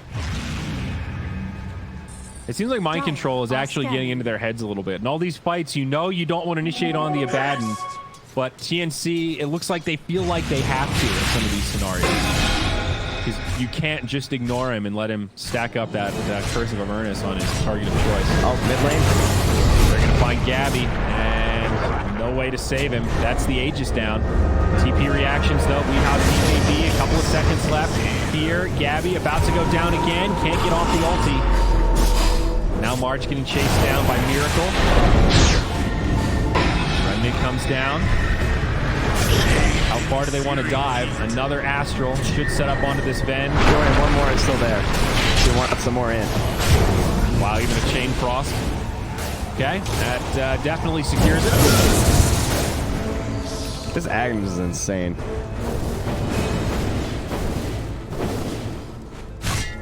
A prize. It's funny how OD's Aghanims have gone from busted to useless to busted. He's had such a roller coaster of Aghanims. Dude, I loved the useless one where it would Astral everyone you ulti. That one was just, that was one of the peak useless Ags. Yeah, it used to, and then they changed the way they kind of retooled him without retooling the Ags. So it was actually, I think we then it was totally worthless, yeah. One game where that came into play where an OD was like defending a throne in a base. No, they were they were attacking a throne against a team that was stronger than them. And he just astraled them all. Yeah, and then so he they just refreshed straight up and astraled them all. focused the throne when they were all banished. It was kind of badass. Yeah, one use Is case. under attack. One game ever. Well, it won't be this game because that's long gone. And they smoking again here? It looks like it, and they are. So basically just doing the exact same play under the exact same wards. Miracle is seen right now by the side of TNC, so they only really get caught here if they try and go for a grab onto Miracle. Under attack. Where's the BKB? Still not there for the Shadow Fiend. 500 gold off. Well, he keeps dying, Zyori. How's he going to get a BKB? I know. He's 4, I 4, was and just 4. about to credit Nigma with the timing of this aggression, trying to cripple this Shadow Fiend before he gets the key item. Working now has moved on to greener pastures. He's now a lane pusher. He said, all right, I see where this game's going. Well, at least it's something. He does have that Maelstrom Aghanims queued up. Still pretty far away, but that would be a big item for TNC. He's already done a lot of work with this Dream Coil. They've got some pretty cool tools to try to break the tethers, and those can be game changers in fights. It's a shitload of damage, bud. 700. Well, the big thing is they have this, like, all these wombo combos. They're trying to do the fear out of the tether. They're trying to do the swap out of the tether. They get telekinesis out of the tether. So this is like the big brain wrote it up on my, my internet message board to talk about how I'm going to be so good at Dota, you know? Yeah. You know, guys, I've thought of something the pros have never seen. What if I just get all mobility to snap people out of the coil? Very manageable lead for Nigma right now. TNC behind. Look at that gold graph, and it is swung, Dire are but scanned. still within one team fight for either team. Dire's bottom tower Dire is scan. under A attack. little bit intel. Gabby invisible. Might get initiated on here. There's a Radiant Sentry Ward. Dire don't have vision right now. Coil on 2. They pop Kuro to start the fight. There's the BKB on Gabby. Defensive Astral. Sets it up. Abaddon takes a lot of damage, as does the Tiny. The Pit of Malice, they just can't get out. It keeps Defensive Astral again gets a reset. Weehaw with the BKB. He wants to go in to drop the hammer. They do find one in Tim's. Make it 2 now as March goes down, but Weehaw only killing supports. Still able to break this fight up enough that TNC have to retreat. Dark Rift gets used, and TNC just head back to the high ground. Buyback from Kuro, so it was a 1 for 2. The potential rogue spawn is coming up soon too here, so Nigma trying to keep control of that part of the map. As Armel continues his quest to push lanes. Oh, did he just find a mango tree? He did. But there's no way to break it. Sad life. Repair kit. So what's the consensus on repair kit? I heard Kyle talking mad smack on the repair kit at the miner, I guess. It's like... I thought it was one of the better items, but I guess because it's charged based, that's really what makes it feel kind of meh as opposed to the alternatives for the tier 3 neutrals. I would say it's not that great, but it's like there are definitely situations where they have a very specifically timed push. I think it's pretty good when, like, for example, the enemy has Aegis and they're trying to come high ground. Like, if you put that thing on a tower, no one really wants to try and fight into that. Okay. But it still can't really save you if you're that far behind, because they'll just kill you all and then just all hit the tower. So, you know, it has to be in, like, really tight games, I think. Up top, a battle over the outpost. They will get it in time. TNC. Nice. Nice attempt from GH. He got that interrupt. Yeah, if there were only 2 heroes, they might have been a little bit short. That Aghanims is coming on Armel. Another 1,000 gold, and he's got it. I think that's probably what TNC are really waiting for, and there you go. The Halberd also comes out on Underlord. Great tool against the OD. Oh, yeah. That's pretty good. Unfortunately, with the Aghanims, he's still kind of fine. Well, I just pressed W. At least this will slow down his mind breaker, too. Man, if he silences the puck and then enforces the early Yules at Armel and he just gets Searing Chains, he's going to be a very sad puck player. Wow, this item used to silence for 4 seconds. Well, you know. Even 2 still seems pretty good. Was this the item that you were saying the other day you feel like is still busted? I don't remember. I forget. There was one you were complaining about. I feel like it was mine. Oh yeah, no, it was definitely Mindbreaker, yeah, because it was like the way it stacks up on certain heroes is just it's just too much. OD gets an Orb of Destruction. Not the best OD item, perhaps. Or a Shadow Fiend. Oh, sorry. Oh, that's a good Shadow Fiend item. Yes. My bad. That one's on me. Scythe of Vice, though, very close for the OD, and that is much scarier. 4,100 gold in the bank right now. So what we got? The Radiant team got the Orb, the Titan Sliver, and the Repair Kit. Dire got the Repair Kit, the Spider Legs, and the Mindbreaker. I like Spider Legs quite a bit. I like them on OD. They have them on GH. That's also very good. Trying to find good angles for the tosses. Radiant's bottom tower is under attack. I'm in on the Spider Legs. And there's that Shiva's now on the Ember Spirit. Man, he's ended up finding a lot of farm this game. Number 1 on net worth overall. Of course, has had that BKB for a while. Hasn't used the 10-second charge yet. He's going for the Octarine as well, not the eggs. All right, now he's queued up Octarine and Mjolnir. Double damage on Gabby. Half duration left. That could be a great time to find a fight. Armel jumps in. Oh, nice swap. BKB. But there's the combo. He should be dead. They have the damage, though. They don't. They can't kill him. That's Shiva's. Chain Frost now going to bounce around. Nigma reset this fight. And now KP makes the call. We're getting out. Dark Rift, gather round. It's a great save. Yeah, but the other two got left behind. Tim's TP, he makes it. Okay, they make it out. Now TNC get the reset. They go back the other way on the GH. Get him out. There's a Yule Scepter. More of attrition right now. You don't have coil. The wraparound. Why are you fighting? Here comes Weehaw. BKB drops a hammer. Gets the kill on Gabby. Now brings down March. 2 on the sideline as Armel jumps in. Trying to clear up these creeps. Can't quite get it. Tims gets tossed in, and now he's going to be in trouble. 3 down for TNC. Is that a Rubik stolen Sanity's there? I think so. I have no idea why they tried to re-engage. Radiant's middle tower. That just seemed terrible. Why would you re-engage when they still have Sanities and you don't have coil for another like 20 seconds? Might as well have tried to fight the high ground. Radiant's top tower is under attack. Most of them have buybacks. Everyone except March. Parakeet on the ground. See if it comes into play. Get a Malice again. And tier 3 up top goes down. Probably not going to commit for the barracks on this push, but now a 10k net worth favor. Nigma very much in control.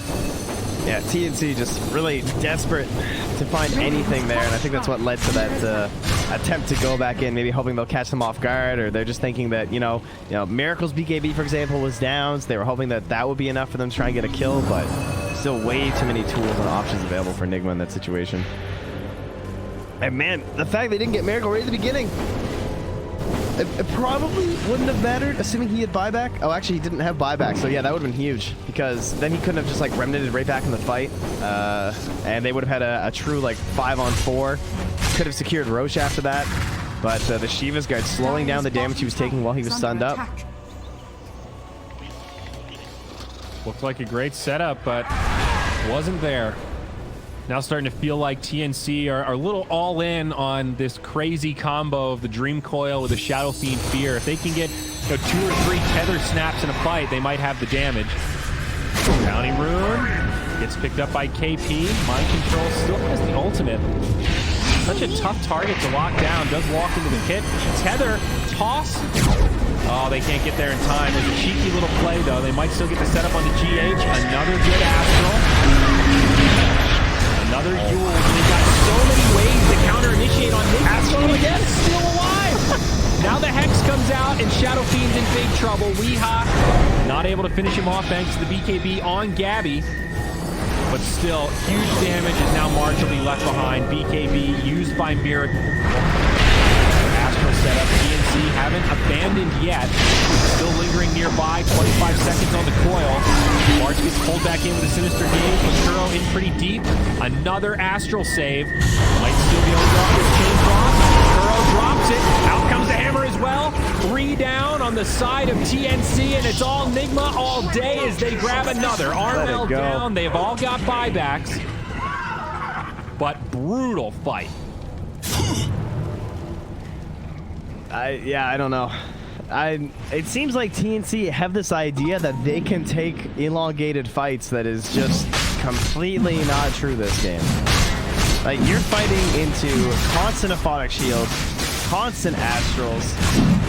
I don't see, like, once Coil's down and you didn't get a kill, I think you just have to back. I agree. That seems like the only time they can find these kills. Now, even the miscoil is from the Abat. They've got ways to sustain and top off those long, drawn-out games of chicken. Really seem to favor Nigma, especially now that the OD has Scythe and Mindbreaker. They can just jump in and explode on somebody to initiate. Yeah, some great team play, though, from Nigma coming out there. keeping GH alive, the constant astrals, the shields, and using his own spider legs to escape up the cliff. He got chased after by Armel, but still couldn't get the kill after that, so that wasted Armel's time. The team as they were kind of battling down the river. And now with the Aegis secured, they look to force high ground as it sits on Weehaw. And the cheese is currently on MC, so he wasn't hard enough to kill already. Look at that. And MC's ready to hit buildings, dude. He almost has AC now with his plus 90 damage talent at 20. Yeah. Yeah, he feels like a proper core. He's a tank that also does damage. Starting to feel pretty grim for TNC. A 15 net worth, or 15k rather, net worth favor, and even more in XP, about 25k. Ember Spirit definitely going to be the first to level 25. Power speed. OD not too far behind. I love how MC can just play this as a talent now.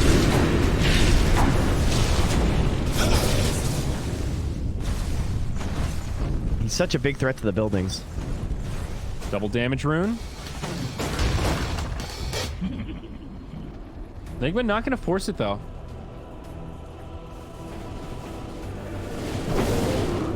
Yeah, you have a lot of gold on Weehaw. And you still have 3.5 minutes before you have to go if you want to use that Aegis. They had an observer ward up here that just scouted that Armel is playing in this area. So they're going to go for the pickoff here. They have the scythe. And, oh, that creep. Weehaw just a bit too early. Armel will be good. Wonder what Wee buys next. Moonshine. I don't mind Blink. Tempting. Blink, yeah.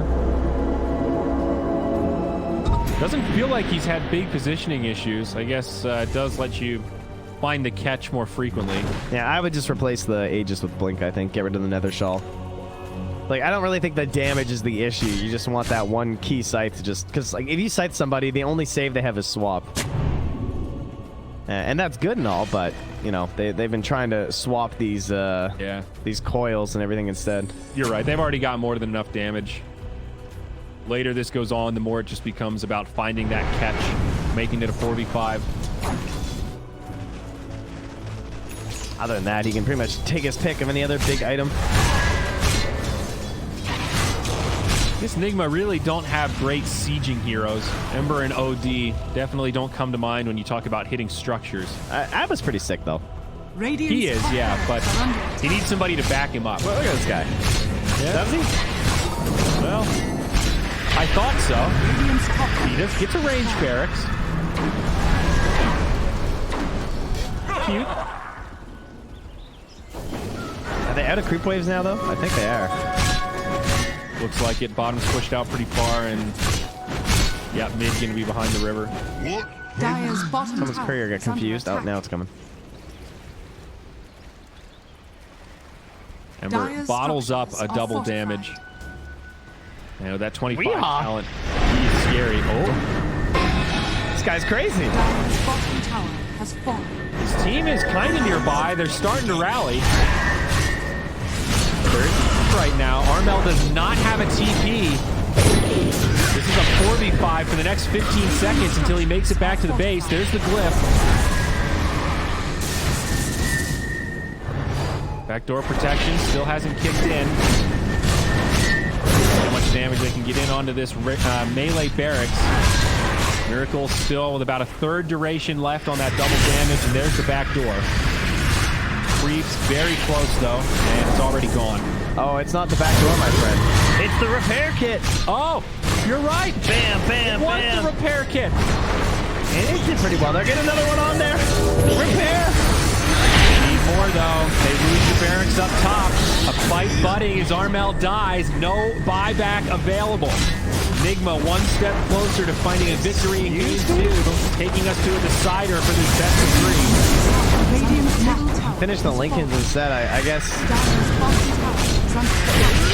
Well, I don't know. That's bold. I mean, this is rough. They're kind of just watching their structures fall. Puck is 1,400 gold short for the buyback. It's not a cooldown issue.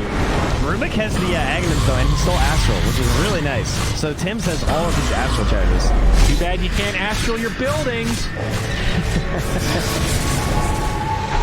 Got him. All right, the Agnes is gone. They're fighting. Weehaw with a BKB. He'll live through the damage. March goes down. Buyback there, but the structures will not survive.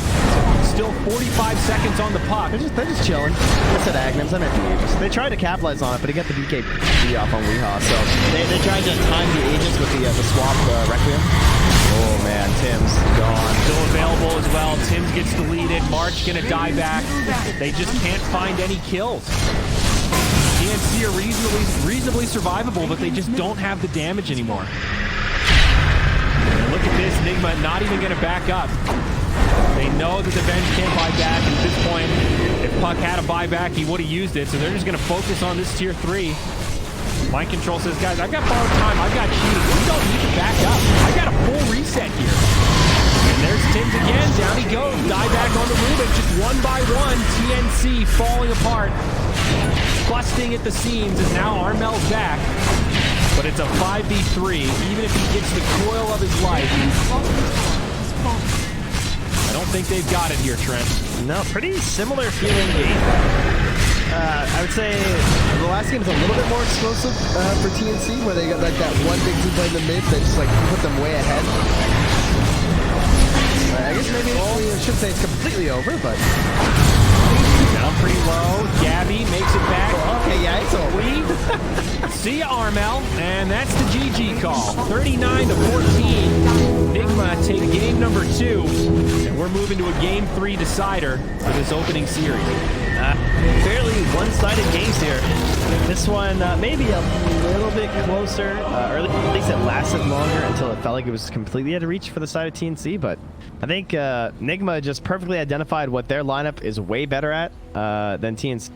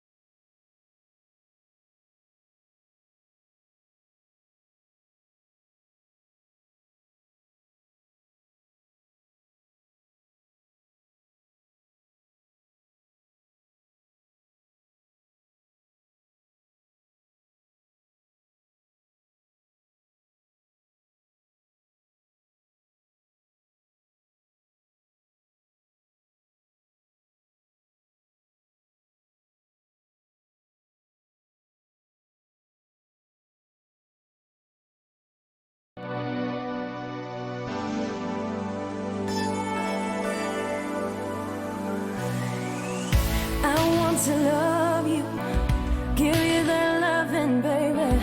Take it high with you, do what you like, baby. I got to find out how I can be your lady. I got to do things to drive you crazy. We got one chance and I want it badly. Do you feel like it's going the right way? Do you you know what you're doing inside me? If you want that, then bring that fire, baby. If you got me, I'm dreaming about it. If you like that, then we can go around it. If you need that, then tell me right now, baby. 'Cause I wanna know, this is the last night. Baby, let's do this right. Kiss me like you mean it. This is the last night. Baby, let's do this right. Kiss me like you mean it. I want to show you that good life, baby. You got my heartbeat beating inside me lately. I'm watching your lips move. Can't hear a word you're saying.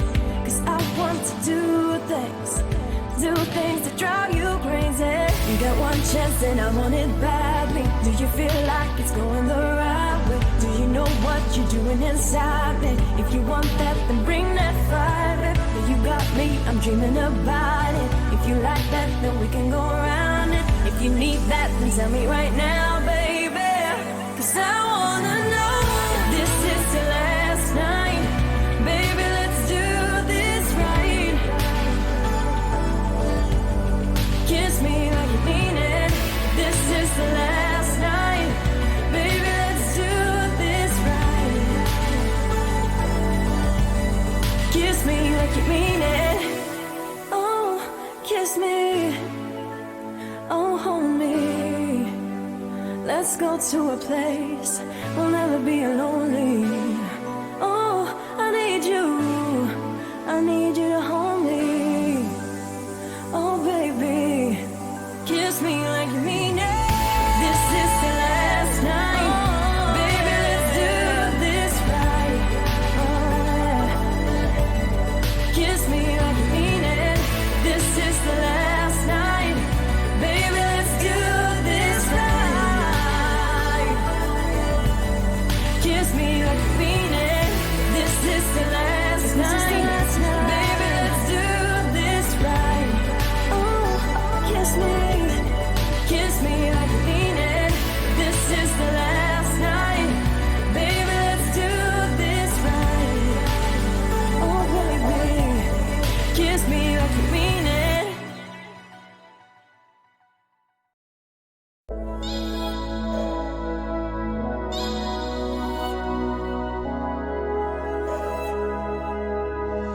I just heard you found the one you've been looking for.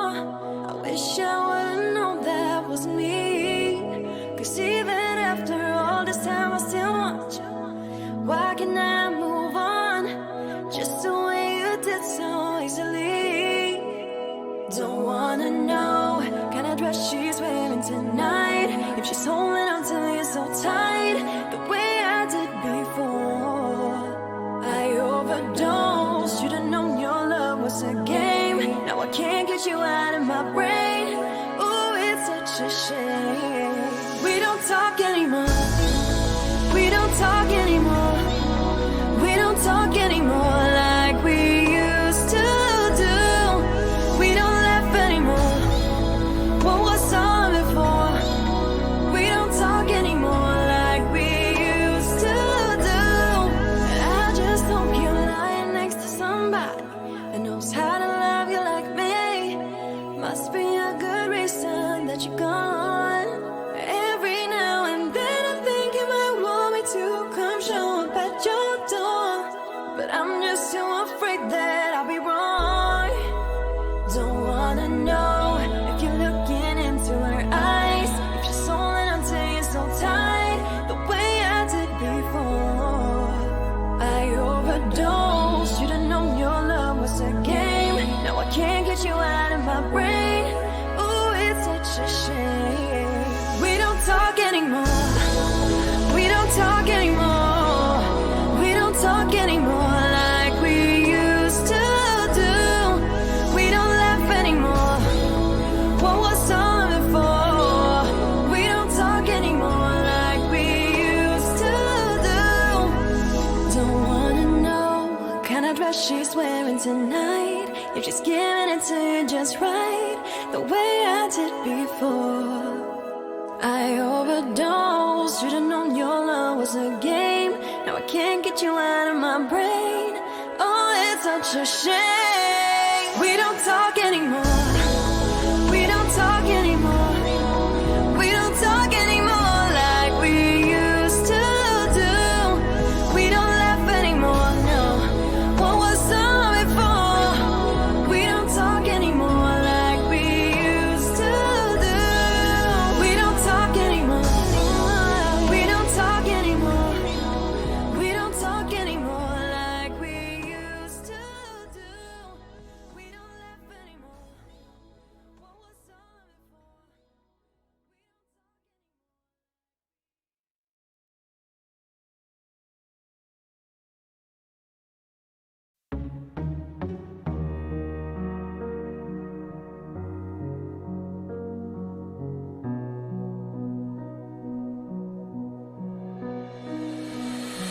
Don't need permission, made my decision to test my limits. Cause it's my business, God as my witness. Start what I finish. Don't need no hold up, taking control of this kind of moment. I'm locked and loaded, completely focused. My mind is open. All that you got, skin to skin. Oh my God, touch your stuff, boy. Something about you makes me feel like a dangerous woman. Something about you makes me wanna do things that I should not. Something about nothing to proving. I'm bulletproofing, know what I'm doing. The way we're moving, like introducing us to a new thing. I wanna save it for later. The taste of flavor, cause I'm a taker, cause I'm a giver. It's only nature, I live for danger. All that you got, skin to skin. Oh my God, touch your stuff, boy. Something about you makes me feel like a dangerous woman. Something about you makes me wanna do things that I should not. Something about you. Always wanna be like that. Bad guts underneath like that. You know how I'm feeling inside. Something about you. Always wanna be like that. Bad guts underneath like that. The familiar taste that you miss is back. Enjoy the Australia order at McDonald's today.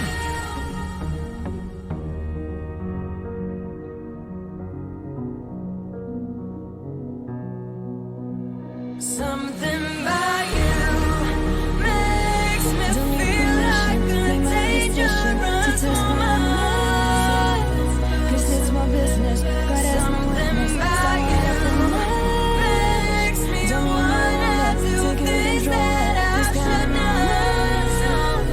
I'm locked and loaded, completely focused. My mind is always wanna be like that. Bad guys underneath like a sand. You're my God.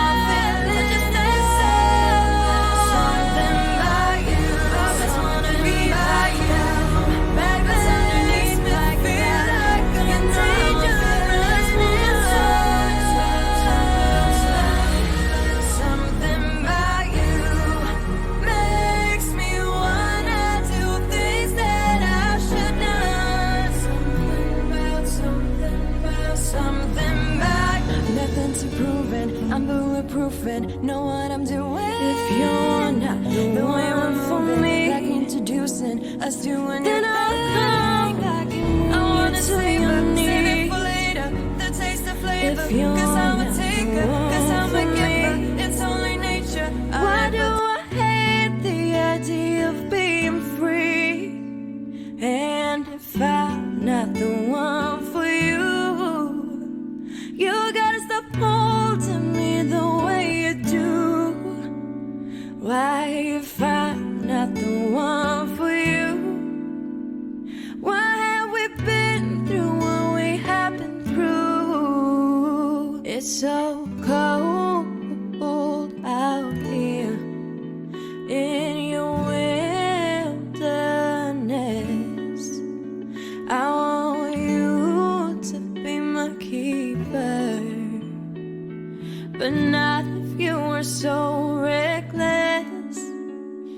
If you're gonna let me down gently. Don't pretend that you don't want me. Our love ain't water under the bridge. If you're gonna let me down gently. Don't pretend that you don't want me. Our love ain't water under the bridge.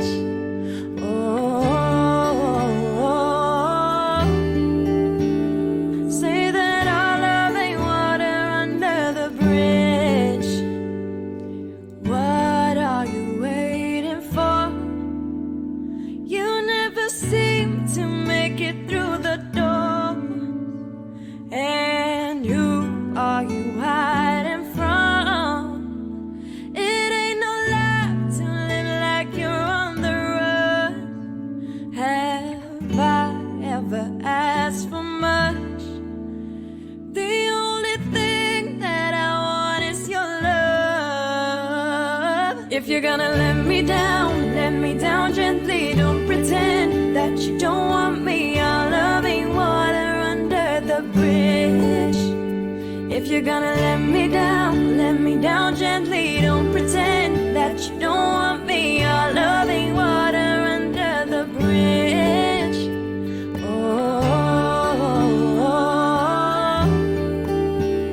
Say that our love ain't water under the bridge. It's so cold out here in your wilderness. I want you to be my keeper, but not if you were so reckless. If you're gonna let me down gently. Don't pretend that you don't want me. Our love ain't water under the bridge. If you're gonna let me down gently. Don't pretend that you don't want me. Our love ain't water under the bridge.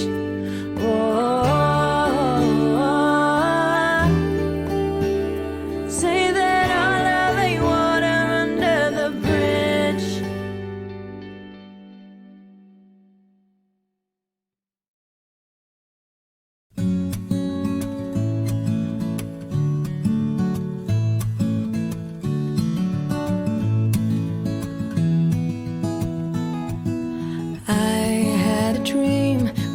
Sipping whiskey neat, highest floor of the Bowery. Nowhere's high enough. Somewhere along the lines we stopped seeing eye to eye. You were staying out all night and I had enough. No, I don't wanna know where you've been or where you're going, but I know I won't be home and you'll be on your own. Who's gonna walk you through the dark side of the morning? Who's gonna rock you when the sun won't let you sleep? Who's waking up to drive you home when you're drunk and all alone? Who's gonna walk you through the dark side of the morning? I am already asleep at my keyboard. I'm just like, I'm ready for the next game. I don't like playing with heroes that can't play the game. Like that's one of my biggest pet peeves is two supports that can't play. Oh no, crit, run away, get out of there. They get the Yule Scepter lift up. And the Sad Pit has caught him as he is going to be pummeled and killed, trying to make whatever space they possibly can, but now they catch another Ramses. They force the BKB on him, but does not go down. Static Storm was also used there. Have to be getting out. Yeah, they glimpse. Okay. Maybe looking for a kickoff with Arteezy nearby. I don't know really what comes of this. I can't see this ending well for YouTube. This does not look good at all. They toss him back in. Oh no, not again. The man goes down. No chance to cast a spell. No BKB on the Ricky. And Fly is afterwards going to be pummeled. And it's getting to the point where we might see those two magical words pretty quickly as the Glimpse pulls back the Brewmaster. They're going to beat into the big beefy boy and kill him off as well. Another one bites the dust. They're going to force out another buyback here. And just Ivan's got a DD. Here comes the 5 NRP. Get ready, Lyrical. It's going to happen. see if they can do it. They're trying. Toast, Pasha, tempting fate, daring anybody to go on me. It's not gonna happen. This game, it wasn't really that it got out of hand super quickly. It was more just that Na'Vi was slowly getting further and further ahead like the entire game. Yeah. And I think the Underlord pick did absolutely work this time around. Like, Pasha played a great game. I think his itemization was perfect. His Atos straight up killed the EG like 5 times. Another round of it. The two-person Pitamalis tossed back in. Another round, why don't you? Will they get the BKB out from Abed, trying to escape. Arteezy jumps back in. No, he jumped in and got rooted. Oh, in some trouble. Tries to jump away again. He's playing topsy-turvy. His magical got a little bit juked there. They have another round of avalanche lift-up toss. And there's a lot of running, but not a lot of right-clicking coming in. As Na'Vi have gotten everything that they could have wanted. They're going to push in for this tier 2 mid. Try and finish this game off. Yeah, this is, let's say it's not looking great for EG. Look how much damage Pasha has. This guy's a monster. Yeah, this is what it feels like to play a late pick Underlord. It's very, very satisfying, you know? Because all you really have to do is exist. You cast your pit or whatever on the core heroes, you use your Atos, maybe Lotus something. It's not really like super high skill gameplay, but man, is it super effective. Radiant's middle tower has fallen. Not a whole lot to stop it at this point. They just drop down the pit on top of them. And even though the Ricky's not in the game, certainly not going to be able to blink strike onto that one. So tier 3 tower looking to fall in this bottom lane. EG waiting on a hope and a prayer, but 50 seconds without Arteezy means even if they find that perfect RP as the pick is laid down, no chance for a skewer away. They do skewer in instead. RP only onto one, and then he gets 4 staff to try and keep him alive. They will bring down that disruptor, but it's the most pyrrhic of victories as Na'Vi are just dismantling this Evil Geniuses team that were so dominant in game number 1, but they came up with the answers via Coach Mag and a little bit of talk amongst themselves. They're going to be going into game number 3 here in this best of 3 Group D. Yeah, it was a really nice draft from Na'Vi. We spoke about it at the pick screen. I was much happier with the heroes they picked this time around in the first game. And if they can play like this, why don't they just do it every game? Just pick the heroes that push buttons and they own. Like that's what happened this game. They picked some heroes that could cast spells and get kills, and they crushed it. It was a very impressive performance. Their movement was good. The double play where they like picked off top, TP mid, killed Arteezy, stuff like that. Like there's so many things that you just can't do if you don't have this like roaming tiny and disruptor stuff. So I'm a really big fan of what Na'Vi did this game. And for EG, I don't think it was a draft loss or anything like that, but I do find it a bit odd that Ramsey has opted to go for the Dominator. Like it's nice for map pressure and stuff. You get the creep, you can run at heroes, you know, whatever. But if you look at Navi's lineup, what makes you think that as a melee hero you're going to get to walk anywhere? Like it's a Viper, Pit of Malice, Kinetic Field, Gust, Slows, Stun and a Toss. How are you gonna walk into a fight? Like how are you ever just gonna casually walk up and say 3 of me without being murdered? That's all I'm gonna say.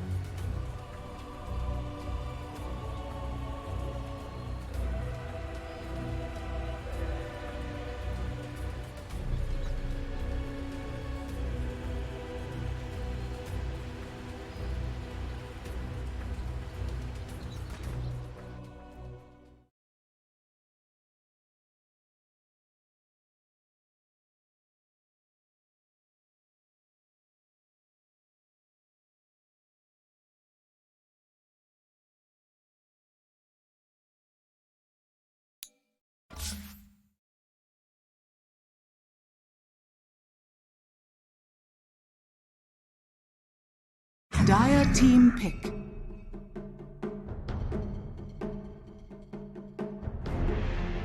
It's because he can't like push out the wave well enough either. So it's not even one of those matchups that you can like ditch and like, you know, push the wave and go hit neutrals or something. It's like, no, OD says no to that.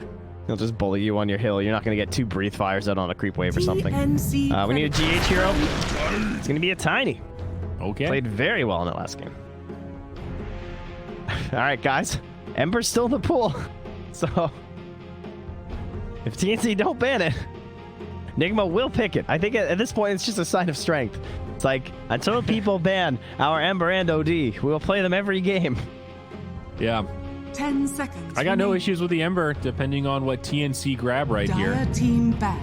And of course, Nigma will have the final pick. So there's the Huskar. Oh, yeah, that guy. Okay.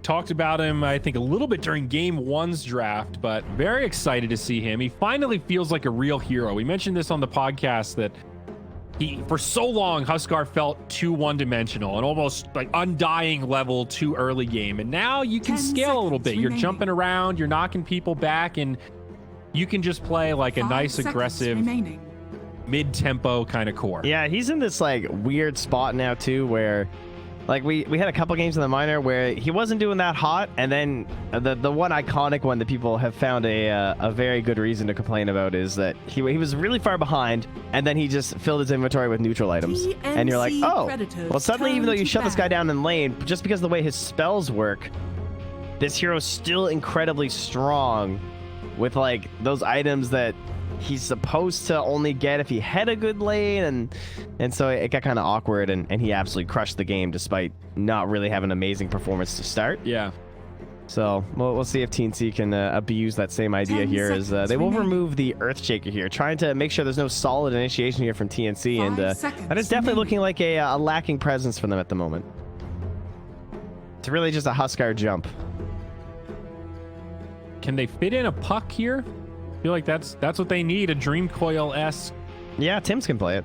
They could do a 4 puck with the KP ABBA. Might be a little unconventional or what have you, but no, I mean there's no catch right from Nigma. The only thing they have is Avatoss, and if you ever do that, then you have the phase shift. You can just like get out in the middle of the avalanche. I also like having 2 forms of AoE silence.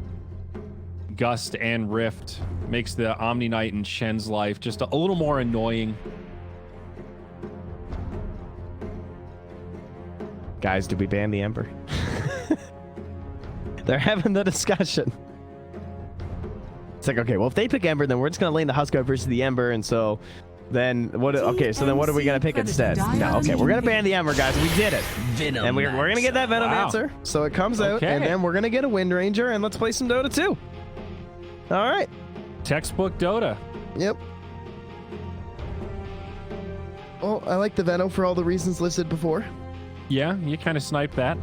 Veno with Huskar, you've got a lot of damage over time. The dots are nasty. Now, this still doesn't solve the one problem we listed of the initiation. So what it does do, though, is that you plant. Much like the bananas, you plant when taunting. You plant wards and you march. Much like March will march them as their leader towards objectives, and you initiate on buildings. And you say, come fight us.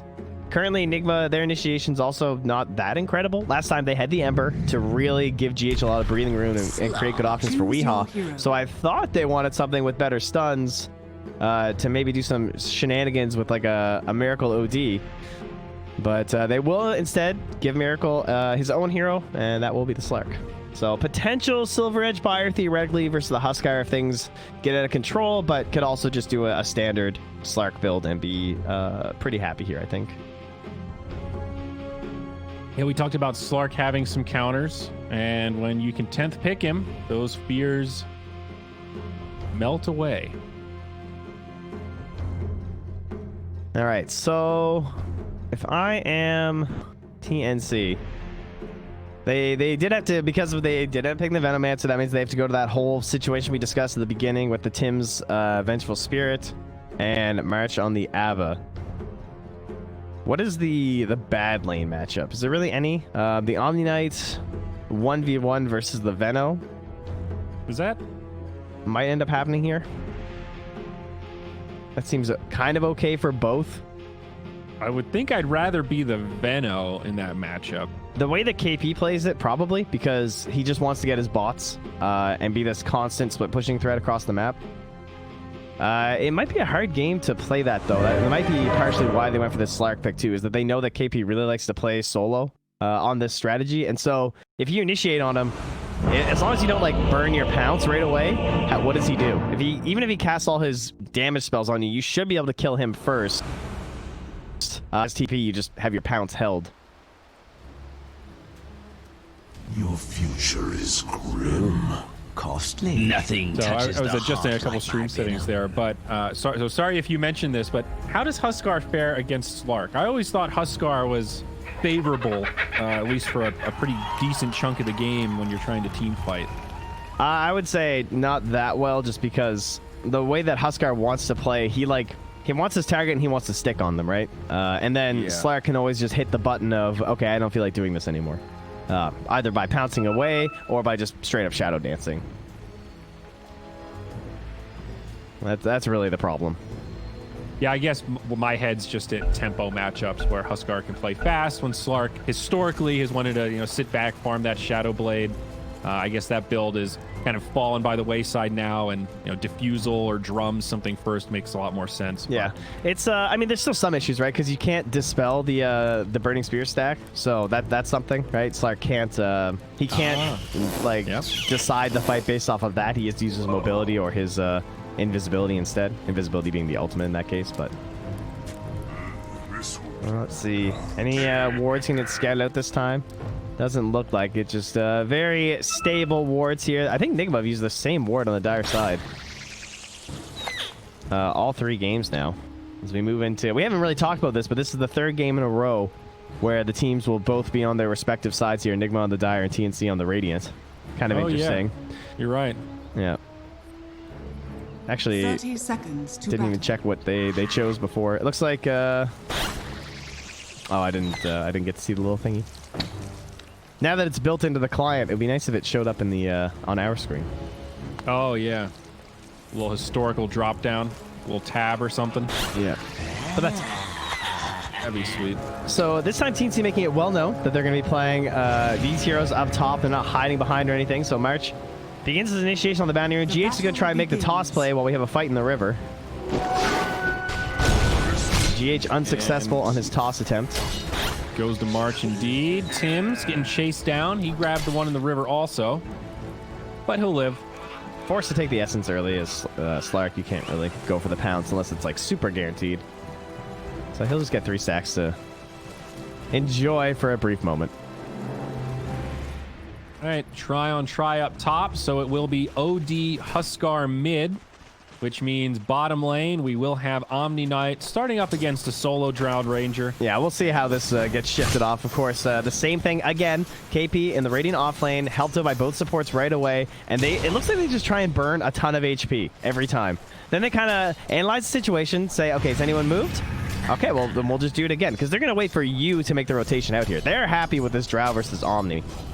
Yeah. And TNC also have the advantage in this 3v3 up here. Chen, okay in these tri-lane matchups, but probably not the dream. Veno, incredible, just with that poison over time. Mitigate the regen. Very annoying hero in these early stages. Yeah, again, it's just a direct counter to the Chen, that Divine Favor buff, so... Very helpful, and, well, it will be the Radiant who blink first. TMs will make his way down here. Now, the hard camp has been blocked off here, so Tim's is going to peek out. Uh-oh, it's blocked. Well, shoot. Now my whole rotation was pointless, and I need a sentry set down here right away, because now my control is going to get 3 more waves guaranteed here by the looks of it. And that's why they're trying to double deny this back here, but that's not going to work. So now Tim's... Oh, man, that's a painful rotation. Now he just hasn't done anything. So what's the play? He's going to taunt. He's going to stack the small camp and then pull that next time. But that 3rd wave, as we said, is now coming in here, and it's going to be in a good spot for mind control. Meanwhile, how has his absence impacted the top lane? Not too much. The wave is coming after Miracle here as March went and grabbed the wave. So in the 2v3, they're trying to not fight. They do find the leash, though. Toss back onto KP. Oh, nice. Trouble. That's a strike for Miracle. Yeah, Curl with the Purge Creep. Gets at him again for the double. Beautiful play there. Ouch. Amazing for Miracle. That is actually a really nice creep to have when they're trying to manipulate the creep wave like that. Just being able to stop them from being able to commit to those shenanigans with a big slow. Not only did Stark get those kills, but he is dominating CS right now. 15-5 compared to the 8-6 Drow Ranger on the other side of the map. Yeah, they kind of missed their big payoff here of the big Veno pull with the Abba, right? Because both of them died while that whole creep wave gets pulled over here. So now things are just really awkward. They died in again. Just need that toss back. And the Purge creep, yeah, he's there. GH with the rotations. Easy pounce for the Slark. Leash is there. March on the run, but the slow's just overwhelming. It only takes level 2 creep. It's a 5-second duration Purge.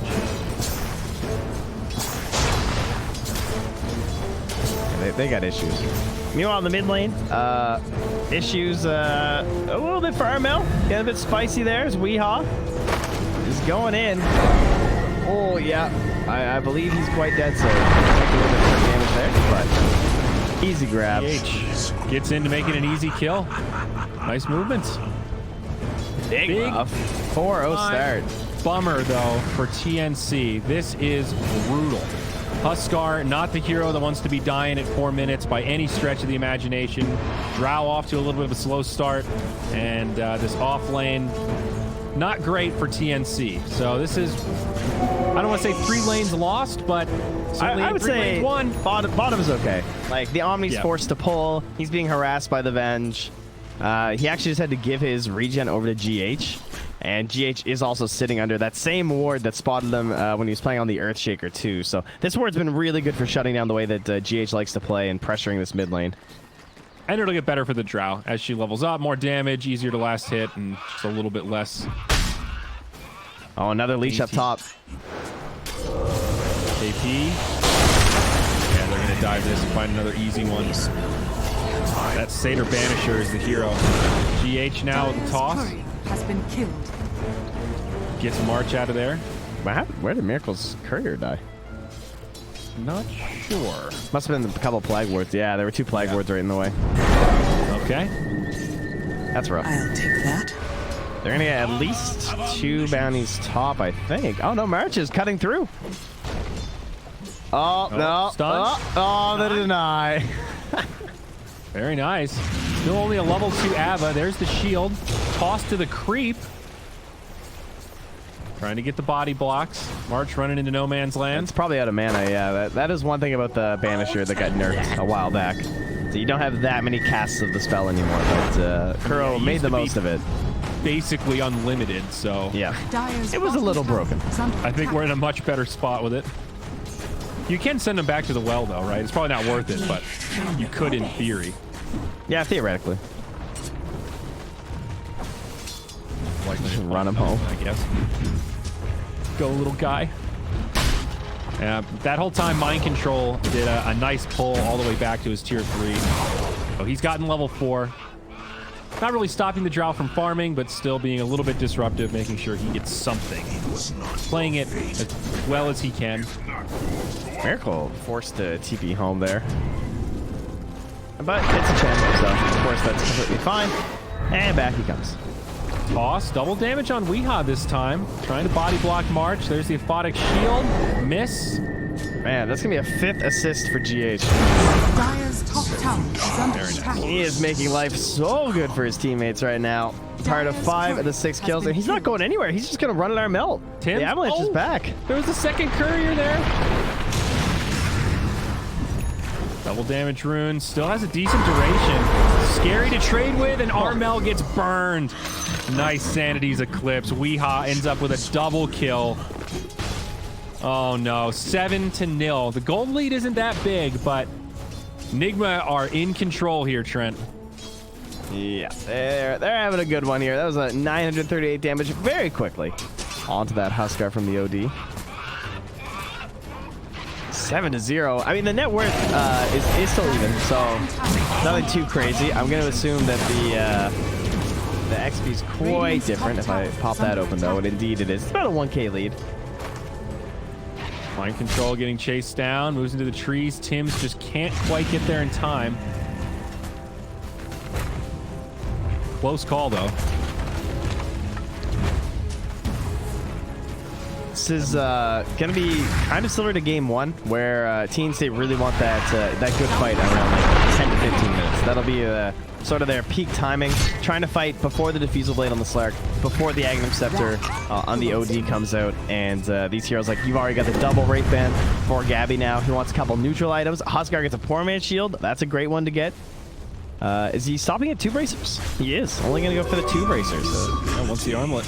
A bit of a rougher start. I mean, 3 bracers can be a bit of a tough commitment with in case you get like really good neutral items. And I think the armlet just enables this hero so much. I have trouble arguing against trying to prioritize it.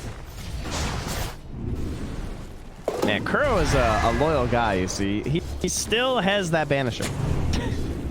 Said, dude, I'll just wait. You just regen. Oh, you see what he's done here too? He's softening up his mud golem.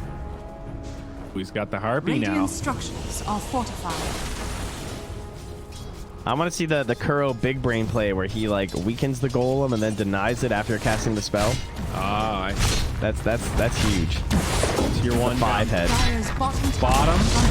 Dire's bottom tower. Push off by Gabby. No deny attempt.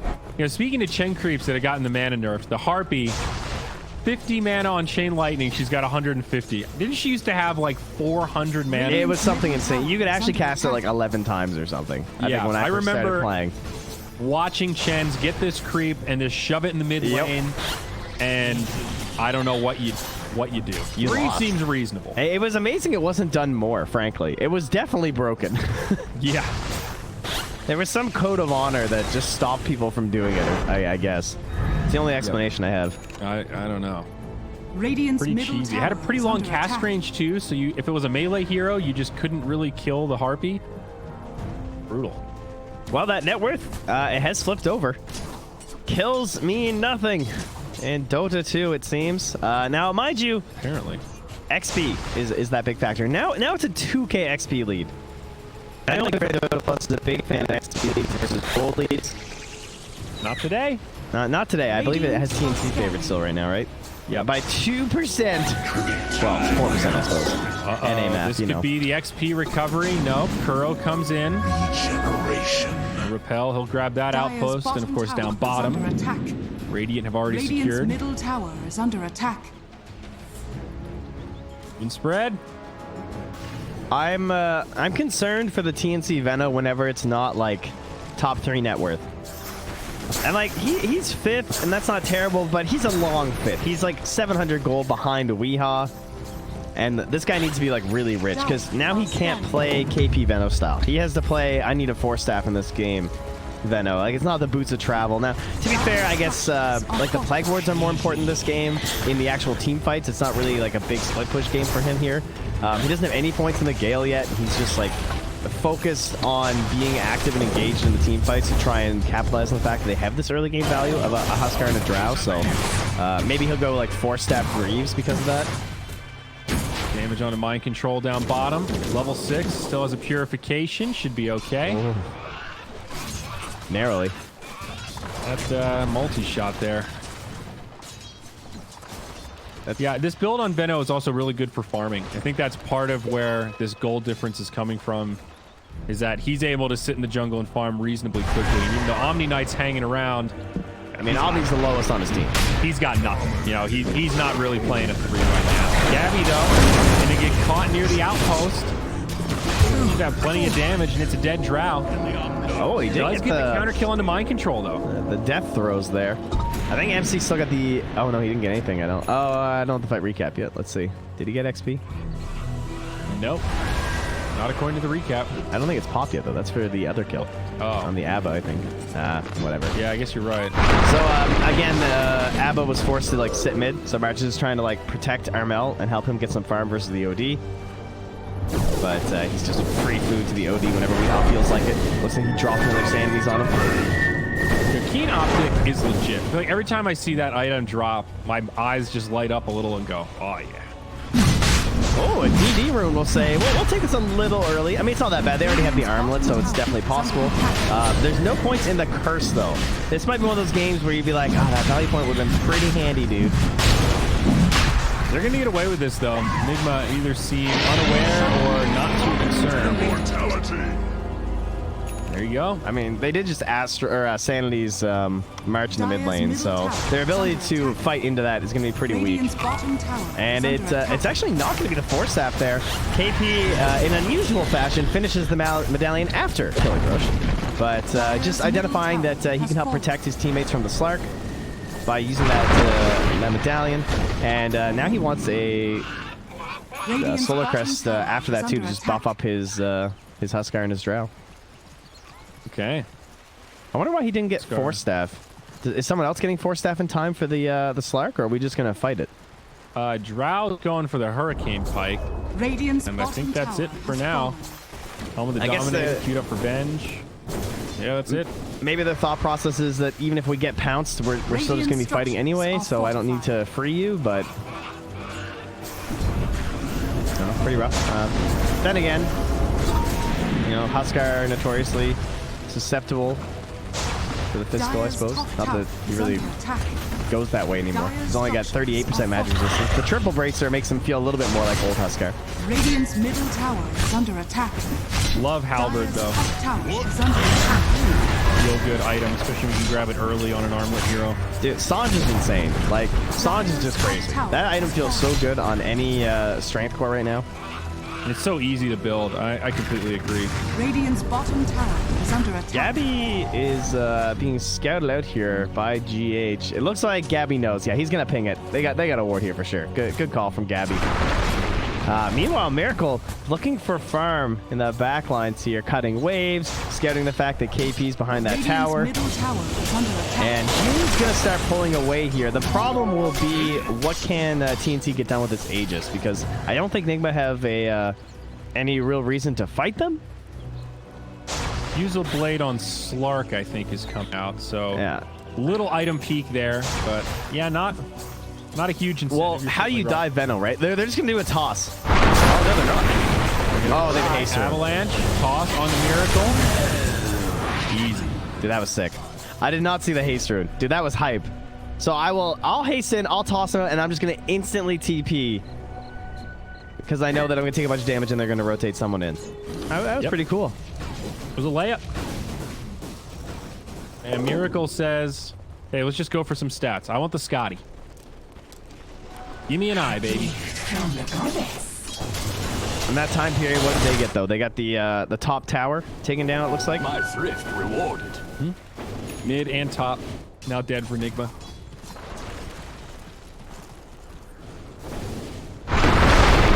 Radiant's on bottom GH tower now. is under attack.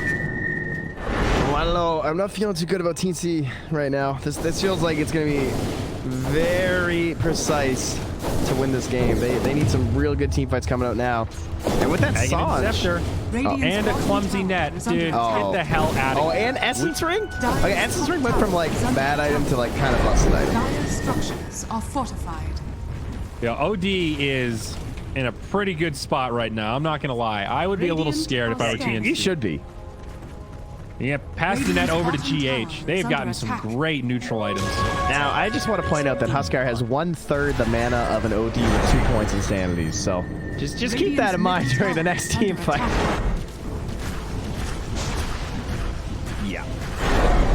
Oh God. Punches up. Is he? I mean, he has the Aegis. They might not want to drop it. Oh, he's stacking that int though.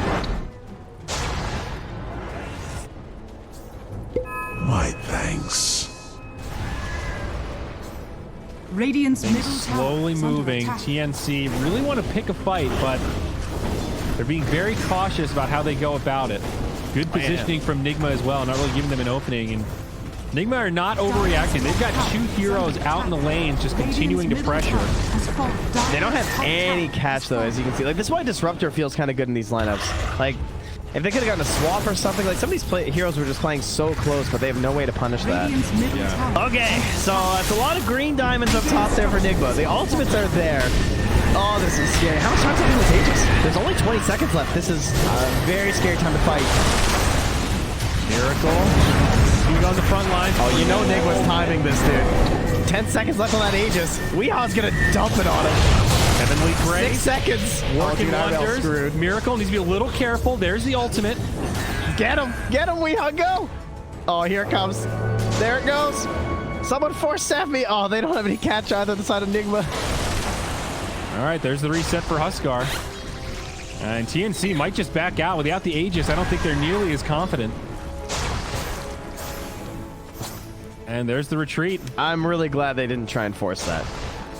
Because if you end up losing that Aegis on that high ground, then you are just going to get sanities and absolutely blown up. Yep. And now he has the halberd too, so another big improvement for the hero. Certainly great against the OD. You mentioned the Ags with the Astrals. Mitigates it a little bit, but... Oh, they got the Fangs on Huskar, though. That's a nice item.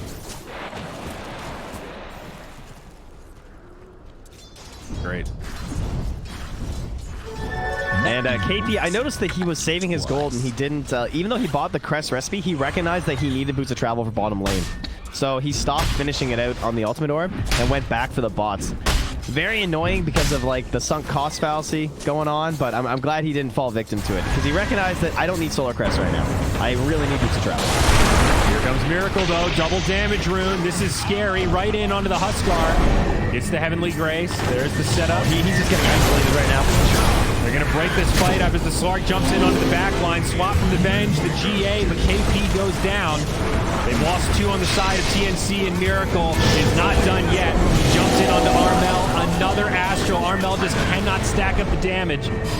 Oh, they can't even fight them, dude. They can't do anything. It's going to be a clean sweep. A 5-0. Nigma completely roll over TNC. The OD Aghanims in full force here, bud. With the Centaur boys, man. Just tab stun. Tab stun. Easy setups from the Astral. That was clinical. All right, right there. Dude, from I feel like Nigma, that's dude. a team fight that I wish we could go back and watch in like half speed just to see the continual disruption. Like I want to watch that from Armel's perspective. I don't think he did anything. No, it was very depressing. He, I mean, he got Astral. 5k damage, but yeah, yeah, that was a super sad fight. I mean, Drow did 400 damage that team fight. The Abba did more damage. By putting shields on people die. Battle at the outpost. It's Miracle again in the front lines. This time OD uses the ultimate. 2 more heroes evaporate from the battlefield. They grab one more. Now Drow Ranger gets run down. This could be a quick game 3. 19-1 at 20 minutes. Yeah. Now, Nigma talked about this a lot in their interviews at the Minor, where they said they felt like they had a really good read on their enemy team's timings in a lot of these games, and that's why the PL was working out so well for them, is that they never panicked, and they always recognized what their timings were and when they were going to win the game, and just don't freak out. And that's what they did again. They didn't take any bad fights when they were in a slightly compromised position. Like this wasn't like an out-of-control Huskar Drow game, but they still had the ability to 5-man and start moving through lanes, and Nigma did not try and contest that. They just said, we know that once we have this Aghanims, the game's going to be really easy. Once Miracle's a couple items, piece of cake, and now he's going to be super beefy with a full Scotty. Nearly complete here, just 500 gold away. Yeah, the Aghanims on OD definitely was a game changer. Nigma definitely played that really well. They were also smart enough to wait for a double damage rune to spawn before initiating, and that certainly made it a lot easier. I mean, Miracle was just jumping in the front line, doing big damage. There was no stopping that Slark. Well, Crow really enjoyed that last team fight, and he said, you know what would be better than 2 Centaurs?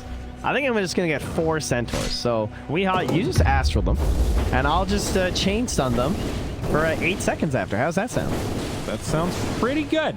It sounds a little busted.